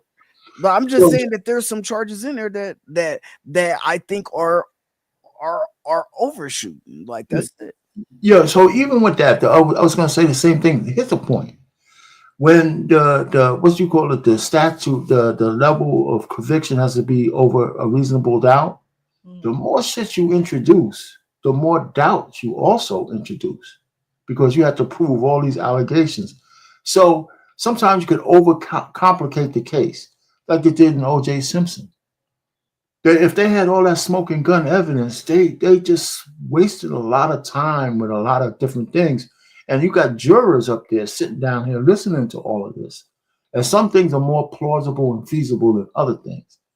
And when you have to put somebody in jail with above a reasonable doubt, the more stuff you pile on, the more doubts you can introduce if you have a decent defense attorney, right? Which he probably has. Yeah, he has the best defense attorneys. So what I'm saying is, get to the point. Here's the string of evidence that shows what you said. You kind of rolled it down, like the lady in the car.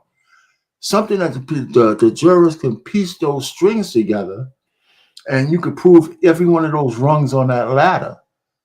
But when you start putting the salacious stuff and this character witness and that character witness, if I'm the juror, I'm saying, well, what's in it for this guy for testifying? What's in it for that guy? Why did Cassie didn't go to the cops when it was all over, but she went for $30 million? Right? She wanted to be compensated for her pain, as opposed to see this guy bleed. And then she turned the tables on him. If you don't give me $30 million, I'm going to tell everybody everything I know. So now who's got the upper hand? You know what I'm saying? And he broke. So those kind of things shed some doubt on her for her motivations. Yeah, he gave her 20 million. You know, so this like I said, he's guilty. He's not an innocent man. But when you bring him in front of our judicial system, it's more than just him now. It's to how our system works. That's the only reason why I would even be. I'm not following the trial that deeply. I'm just saying, if they can manipulate the law on one person or another person, then we're all in jeopardy. If what's the law say? And if he gets convicted by a jury of his peers and the evidence is that good, then he should go to jail. But if it's not, he's going to jail for something. There's no doubt about that. He ain't walking out of there. He's just not. But anyway, so it's an interesting case. Every so often we get those. It'll just be interesting to see how they continue to unravel the case, who the people who are going to take the stand, because there are some people that take the stand and it's like, okay, were they for Diddy or were they for Cassie? Like, it's like who exactly were they? Were they defending Cassie or were they defending Diddy?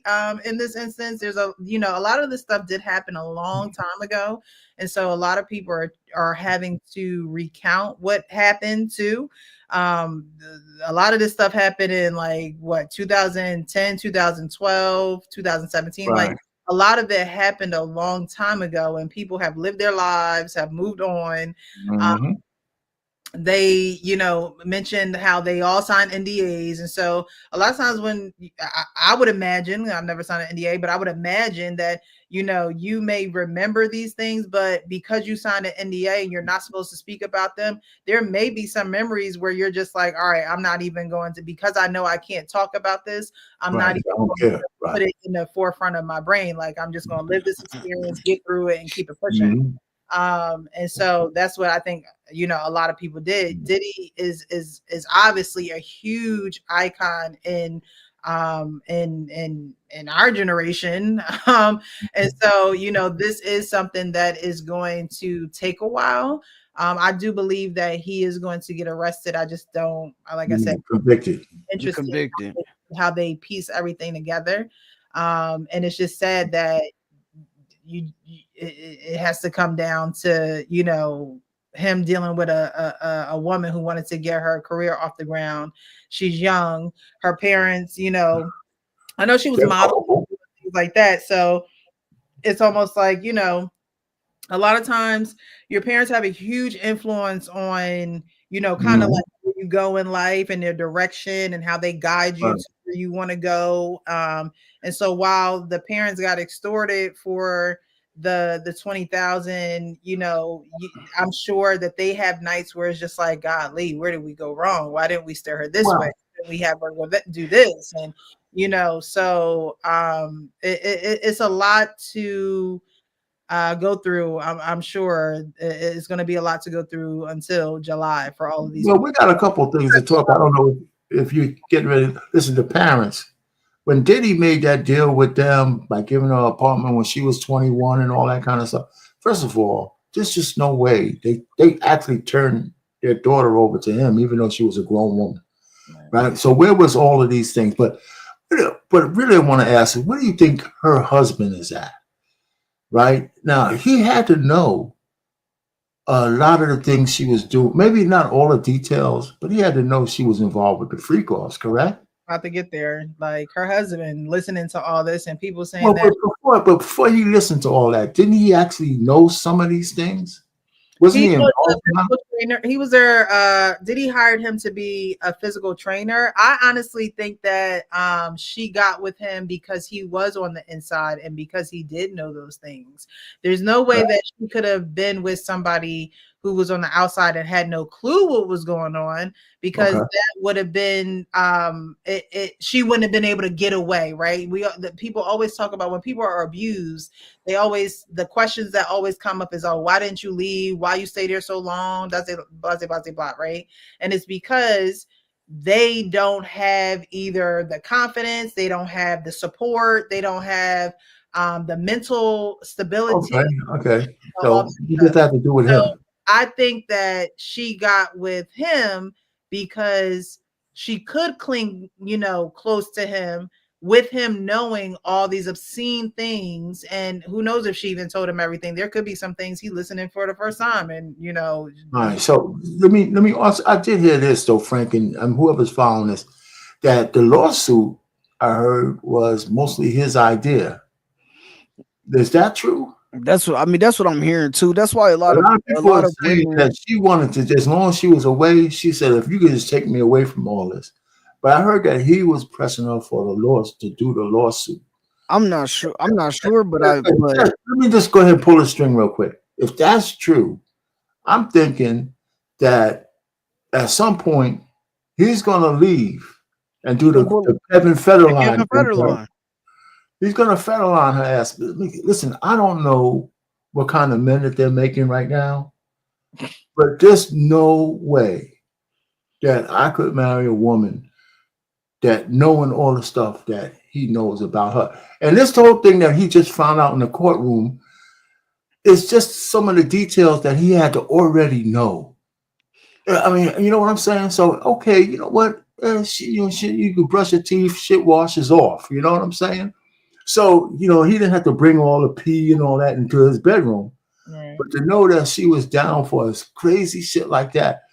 And they got 3 kids now, so I think he might be playing the long game. I just really think he might be playing the long. So he got the money, he could leave her and then do the Kevin Federline thing and then move on. And if he leave, and if he Right. if he do leave her, sometime after this case, I want all them women who was coming out saying, He's a real man. he's a real man. He's standing by his woman. That's why you date a white man instead of a black man. All of y'all to be online saying the exact same thing in the opposite way. I want y'all to be saying, damn, he pulled a Kevin Federline. We thought that he was all this and all of that, because people don't understand. They don't realize the difference in between knowing some shit and then being in court and seeing some shit. Like, there's a difference between when your girls say, oh yeah, I had sex with, about 16 guys in my lifetime. Whatever, right. Yeah, right. But then you see that you know what I'm saying, she been messing with dude from Magic Mike over here and over there, and you like, damn, you fucking with all these. Like I don't like, you know what I'm saying? I just think it's a different. Oh, he was doing all that to you. Like there's a difference when you gotta sit there, watch, and see those things in person rather than just hear about it in passing. Like, and so those are, even though he wasn't a part of those things, those gonna be some things that he never forget. That, and I don't know, maybe he is Clark Kent, maybe, what I'm saying? Maybe he is.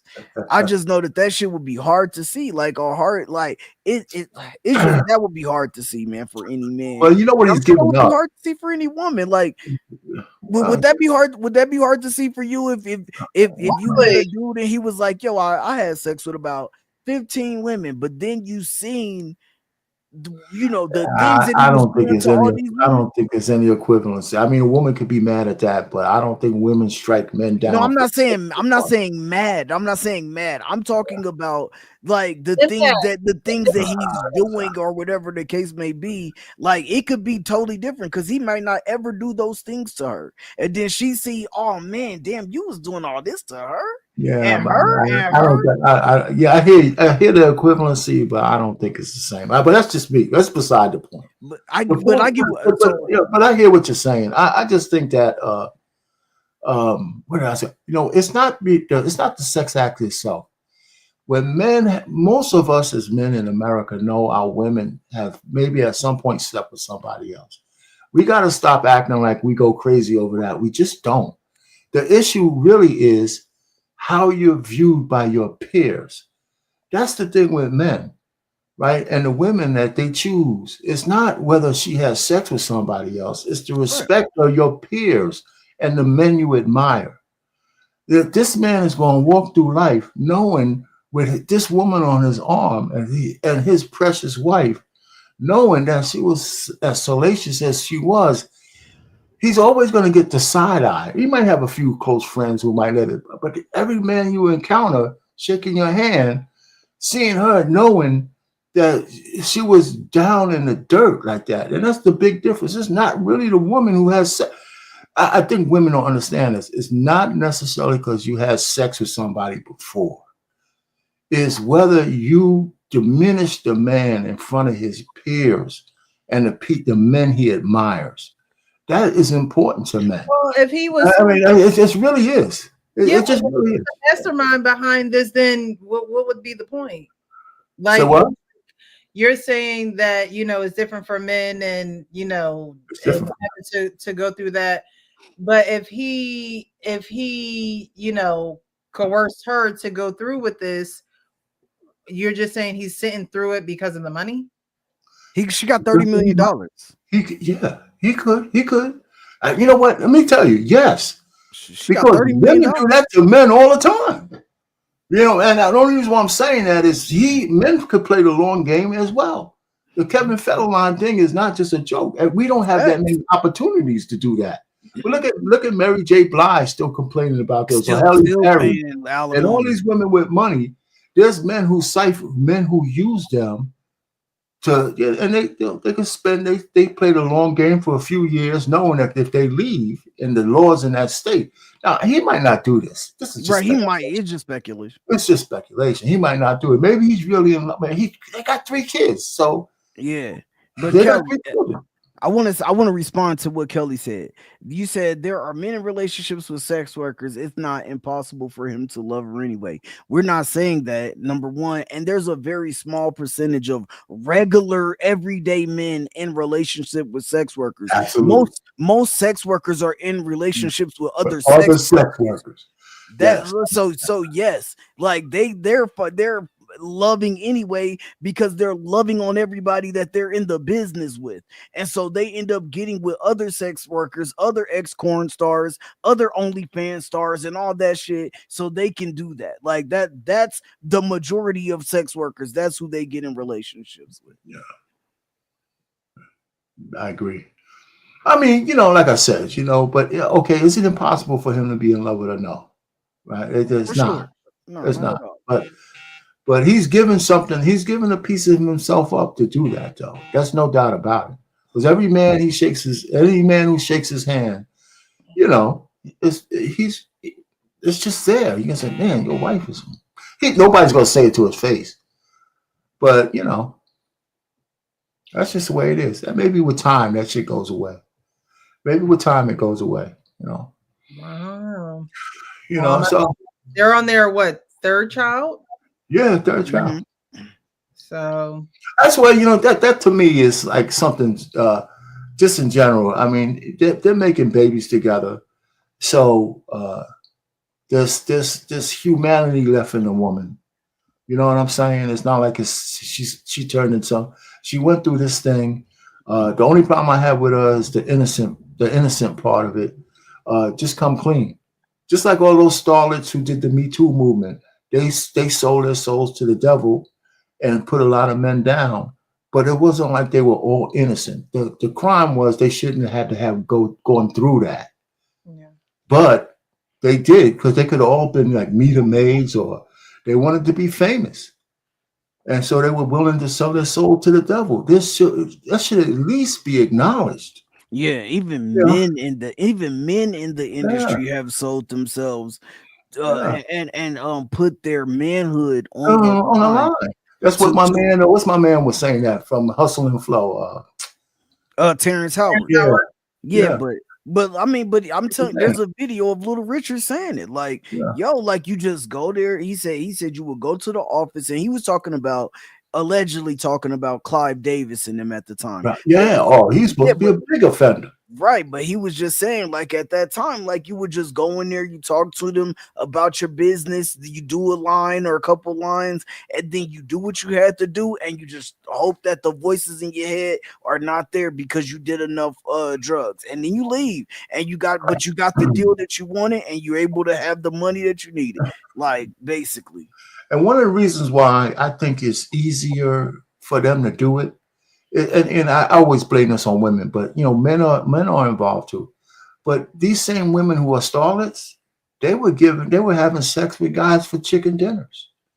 If I could have sex with this ugly ass fat man and he could make me into a millionaire, when before I was just getting a rubber chicken out of this shit, well, I can endure that. I mean, a woman said I can endure that. You know, okay, you know, like Megyn Kelly. You know, big fat, what you call it, the guy who run Fox used to grab her ass and all that kind of stuff. But he was giving us 7-figure checks. You heard what the young lady from the Playboy Ranch said? Yeah. She said, we all dated Hugh Hefner. On the days that we had intercourse, it was for 1 minute apiece with all of us, except for the last girl. That's who he finished with. So it was like so they knew the rotation, so they knew who was gonna be the last girl, and that's who he finished with. But it would be 1 minute, okay, your time is up, and she said it was like a clock. 1 minute, okay, all right, we're good. Come on, new 1 minute. But then the last girl was the girl that had to take the load. Wow. I mean, like I said, you know, that's crazy as hell. But she said I knew why I was there. Mm-hmm. I was getting something out of this. You know what I'm saying? The money, the parties, the life, the mansion. I knew what I was getting out of it, but I knew I had to do this one deed once a week for 1 minute, unless I was the last girl. You know what I'm saying? She knew. But you know, go ahead. I just believe that Diddy had a lot going on, even probably before Cassie even came into the picture. So when she she didn't know she was coming into a crime scene. She just thought that she was coming into a situation where it's just like, oh, I'm infatuated with this man. He said he could give me what I want. You know, I know he freaky. He liked the freaky stuff. And I'm sure that intensified as, you know, as were, you know, in a relationship. I'm sure he didn't start off with a straight up freak off, call a sex worker now, you know, right off the bat. We talked about that a little. It was the elevation. It was the elevation. That one girl said he did. What we were talking about, you know, earlier, and how, you know, guys to get what they want is more of a little bit of an elevation than a right away. Let me tell you what's up. But that one man, girl said he we're did it. back on that thing. Yeah, that's. But it was one of them that said he did. She said the first time that she said they had it one time, like when they very first met, he had like mentioned it to her, like, yo, like, have you ever tried this and this? And she said that on their she was like, I'd be interested in it, kind of, see. And she said that night he pulled up and they called somebody that night. She was like, I didn't think it was gonna be that quick. Like, so like in her mind, she's thinking like, okay, maybe we're gonna do this like a couple months down the line. But he, like, the day that he mentioned it, that night he made it happen. But it wasn't the night they met. I don't know if it was the night they No, met. She just said it. No, I'm not talking about with Cassie. I'm saying it was another woman. But she said, but yeah, the other woman, she just said that when she started, like, she had talked to him, and then when he told her about it, and it was the same night, but it was like they had barely even known each other though. But he made it happen like that quick. But right, and I believe that because he's that lifestyle, you know what I mean. But with Cassie, I don't believe it was that quick. He made a statement saying that he was molding her, like that. Yeah, he groomed her. He groomed her. Yeah. Listen, how infatuated she was with him. He saw how hungry she was for the fame. She was modeling, so she did have her, own career, but hooking up with Diddy would have, elevated her, although she thought, to a new level quicker than she could do on her own. So I think that he definitely took advantage of the young age. He took advantage of her wants to fulfill his desires, because he also had wants and needs and desires. And it just came to a Payne was saying, she just got so deep in that there was no, getting out was going to be a difficult task. Yeah, absolutely. She couldn't just walk through the back door. You know what I really think is funny when women talk about the man groomed her. Listen, men want women they can mold. If every see, this is what women have to understand. Every man that you go with, and I mean in a serious relationship, you can't treat him like your previous man.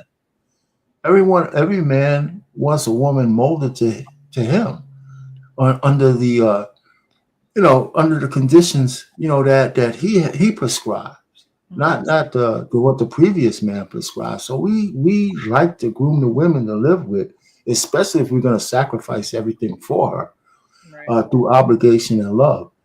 So that's why men don't really like to marry older women for young men's things, right? Because we get crusty as we get older in our ways, right? Hey, talk about well, a 25-year-old woman and a 25-year-old man are both more malleable than when you're 35, right? And it's just that's just a fact of life, right?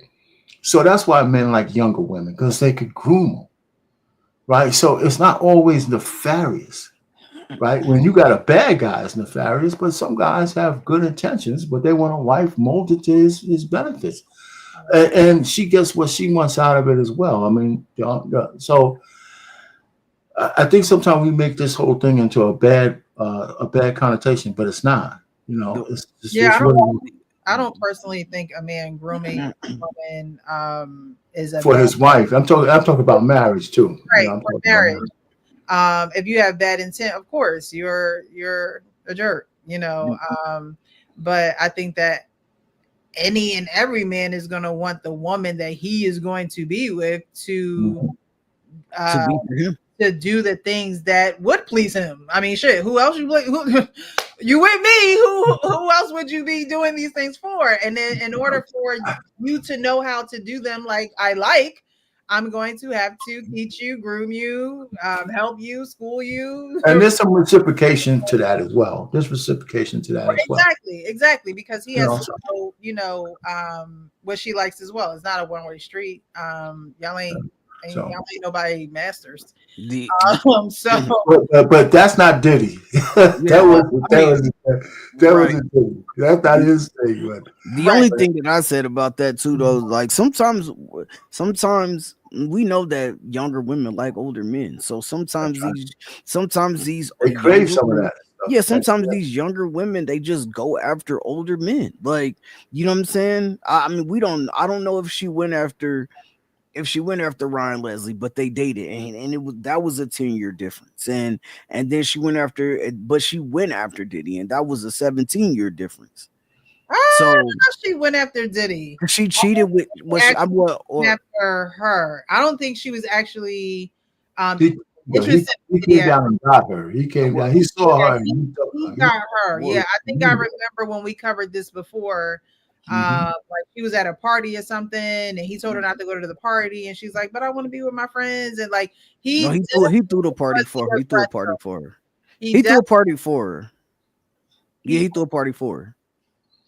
But there was a situation where there was a party going on, and it was like her friends or her family. That was her birthday. Came and so she didn't want to be with Diddy. Like he definitely was the aggressor, and like I said before, most times guys are the aggressor, and women have to know how to say no. Like Cat Williams said, you got to tell them no.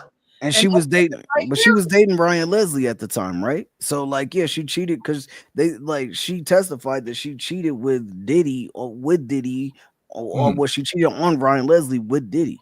So, like, that's how they got together. She cheated into that relationship, regardless of if Diddy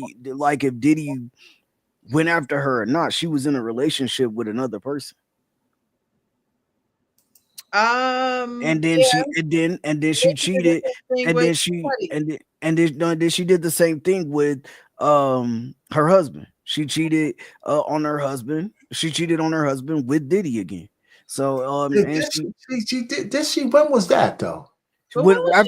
After she got with him, that's why she tested. That's why that's why was that the first baby? Was the first baby born yet, or a second baby? I don't know if the kids were born yet, but then after they got together, they were together, whatever, and then she went back to Diddy like one last time, and that's where the 96 hours that came into, and that's when he called her at 3 a.m. He FaceTimed her. She declined the call because her and Diddy was having sex at the time.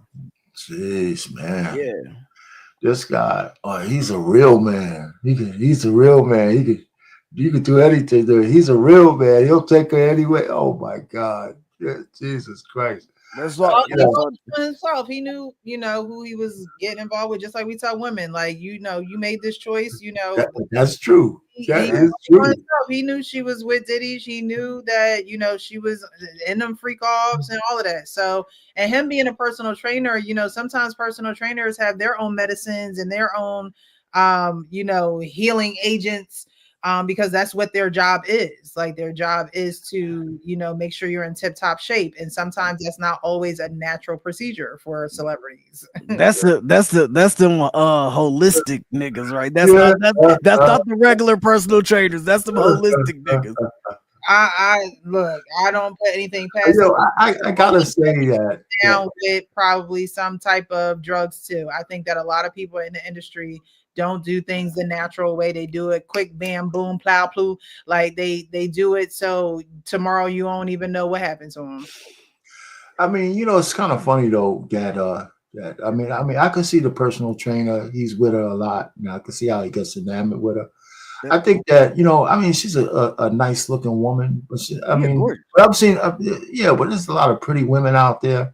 I think there's something else about her from that standpoint that made her so desirable. Because usually guys, you might lust after her, but all the way up until the marriage thing, it's really strange to me, that you would take a woman from not just this guy, not that she's unmarriageable, but because I think you even kind of mentioned it, the fact that he knows what she was into and he was still willing to marry her is really unusual to me.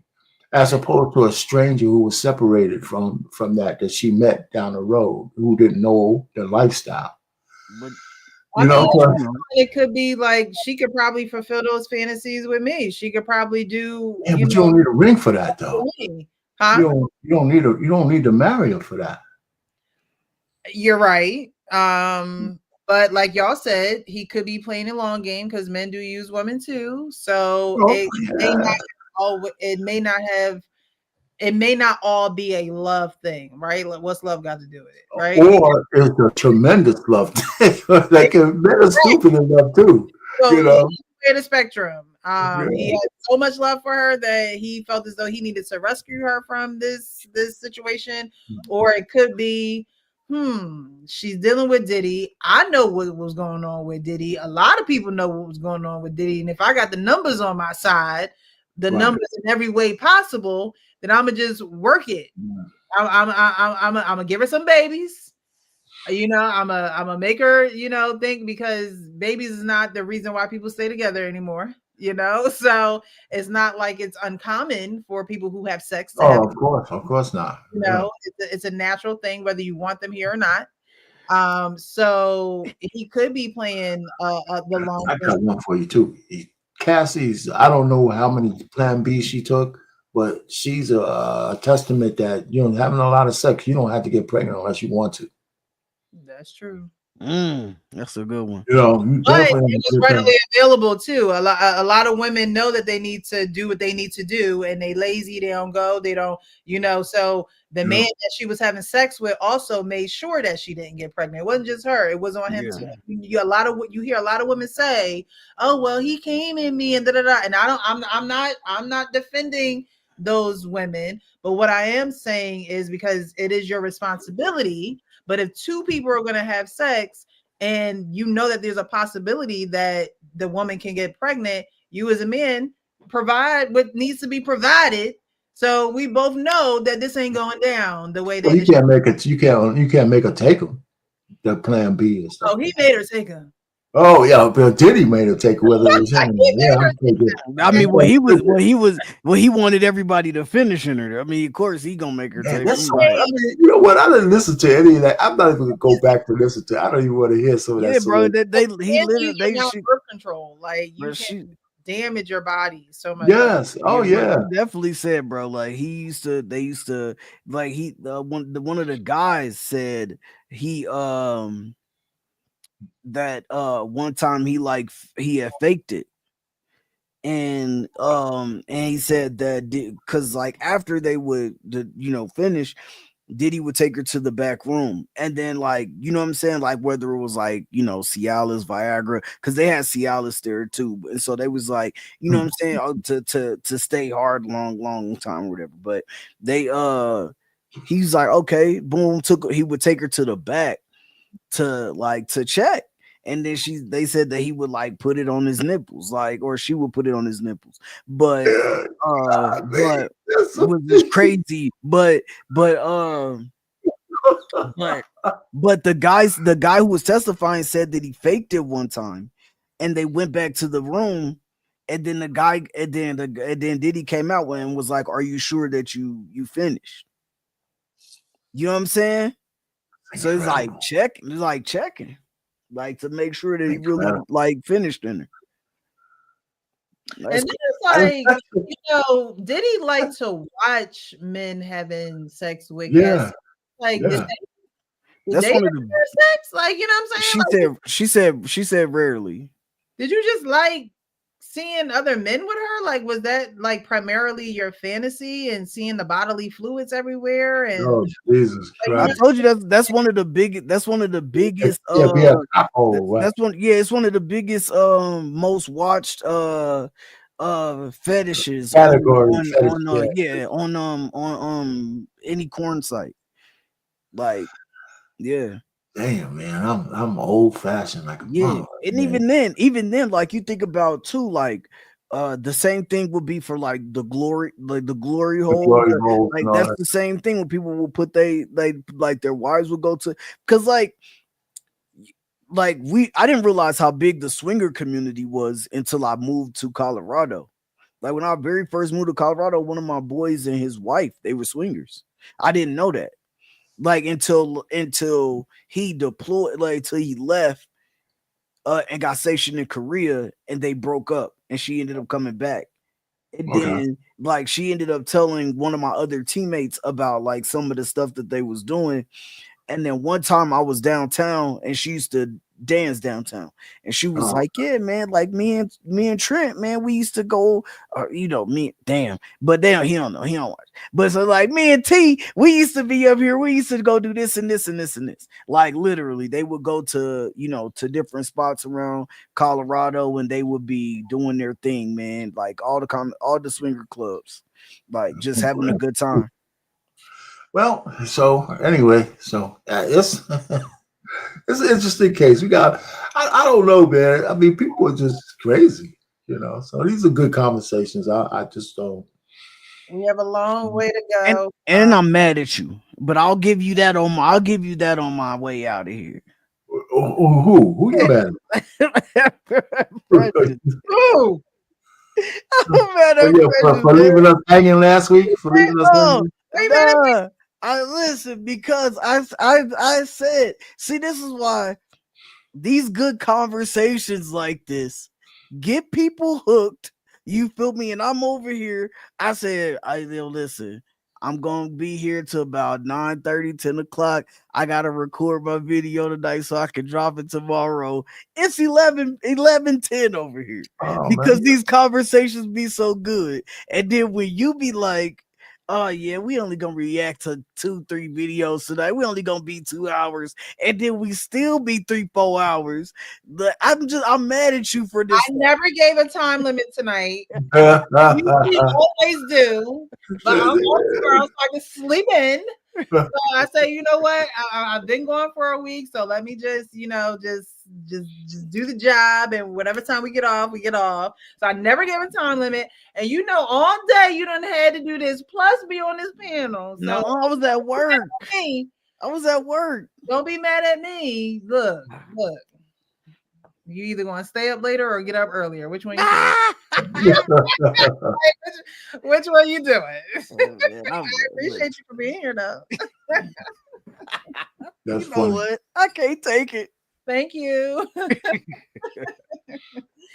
Well, that concludes this show. I appreciate y'all, Sean, as well as Uncle Ricky for being here. Even those who are in the chat, those who sent some super chats. Thank you guys so much for supporting the platform. We appreciate you.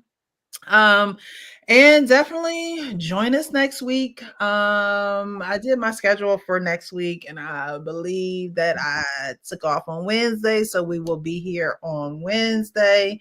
And I'm pretty sure we'll have more to the trial by then. And we'll talk more then about the trial. The whole, live won't be about the trial. Try and throw in some other videos as well, but I definitely appreciate you guys for being here. And I keep saying today is Thursday, but next Wednesday we will be live. Okay, we will be live next Wednesday. But I appreciate you guys. Thank you. Definitely hit that like button, subscribe to the channel, subscribe to the people who are on the platform as well. They have their own channels. Frank is on his way to being monetized, so definitely go over there, view his videos. He has a lot of great reactions on his channel, so definitely hit him up. And Arpain does a lot of his lives. He cooks with his family. He has, and the women, let the women tell it. Yeah, I haven't talked about it in a while. I got political reactions now. He has a lot of political reactions. The food, the music. So he does his thing as well on YouTube. So definitely go over and support. Yeah. I appreciate you guys for supporting me. And I always have to remember to tell myself to shout you guys out too, because week in and week out, you guys are here supporting, and you don't have to be, you could be doing something else. So I really, really appreciate you. I appreciate you sharing the channel with your audience as well, to allow the Real Precious to be streamed not only on this channel, but on other platforms where other people can see it and they can join the conversations as well. I think I've seen a couple of people say, hey, I just saw your name come up, or, I just saw you were live. And, that helps when you guys stream the live from your channels, because it just allows YouTube to say, hey, everybody watching this, what's going on? So thank you. But y'all know, I can't even go there yet. We didn't even do final thoughts. I'm about to dash. Be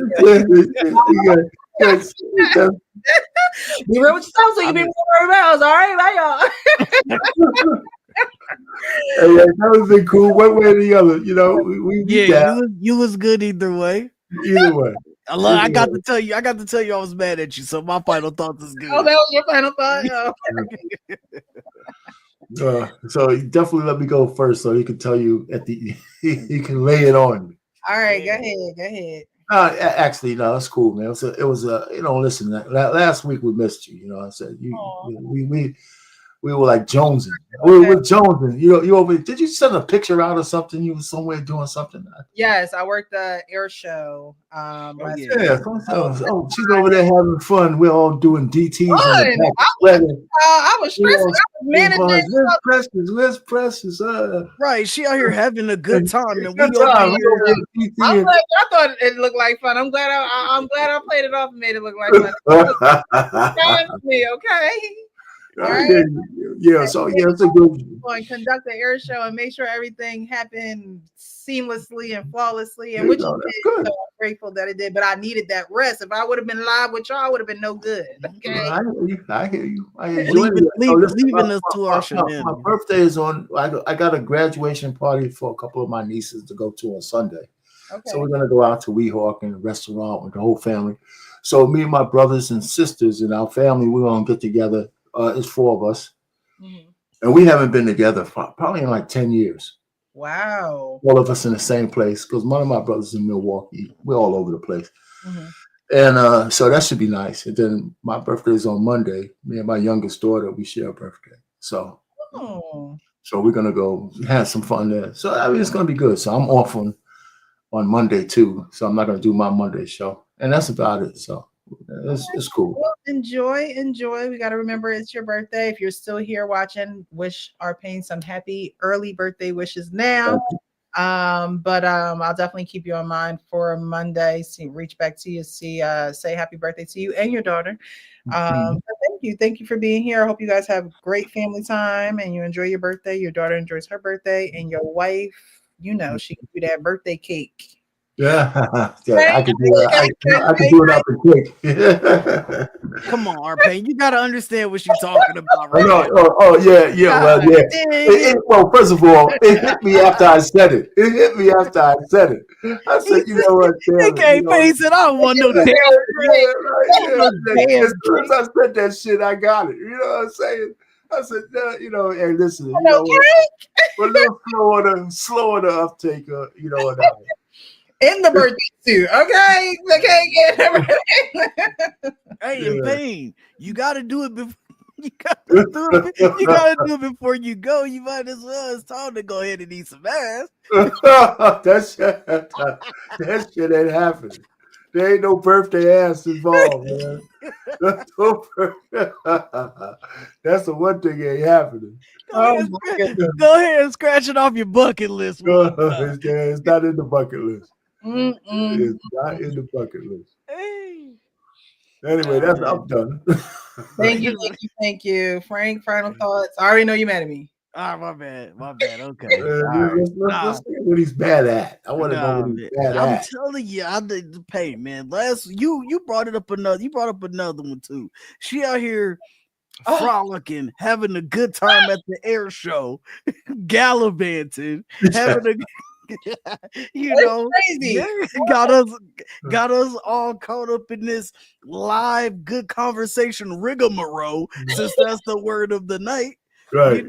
And we like some fiends over here, like we itching for the live show.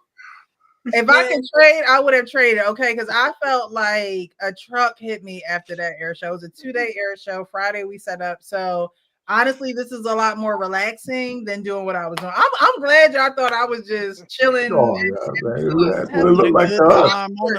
the airplanes, on the 757. We seen you, but nah, and then every time, man, she always gets us enthralled in these good conversations, and we be trapped right here. I'm like, okay, this is the second time I was supposed to record a video. No, okay, so yeah, 3. So I only left early one time to do a video because we be having some good conversations over here. Some good people be coming up here. Uncle Rick, Coach Ferg, JT, R Payne, Sean, sometimes Sean brother. You know what I'm saying? The conversations just be so good, man. We just be having a good time. Lamont and Oh, yeah, we haven't seen Lamont in a while. yeah, but we just be having so much fun. The conversations just be flowing. People be talking crap back and forth, but you know what I'm saying? I'd be looking forward to Wednesdays, sometimes Thursdays, just to be in the realm of good conversation, with good people. And so, I definitely appreciate the invite.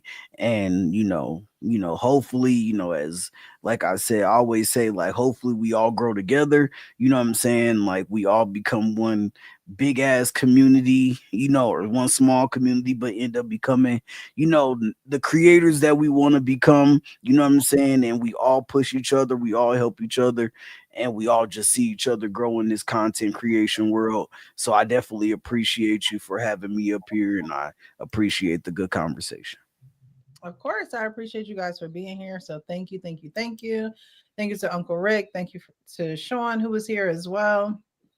And y'all know my closing words are going to be keep it real with yourself so you can keep it real with everyone else. Thank you guys so much for being here. We'll see you next time. Happy Friday.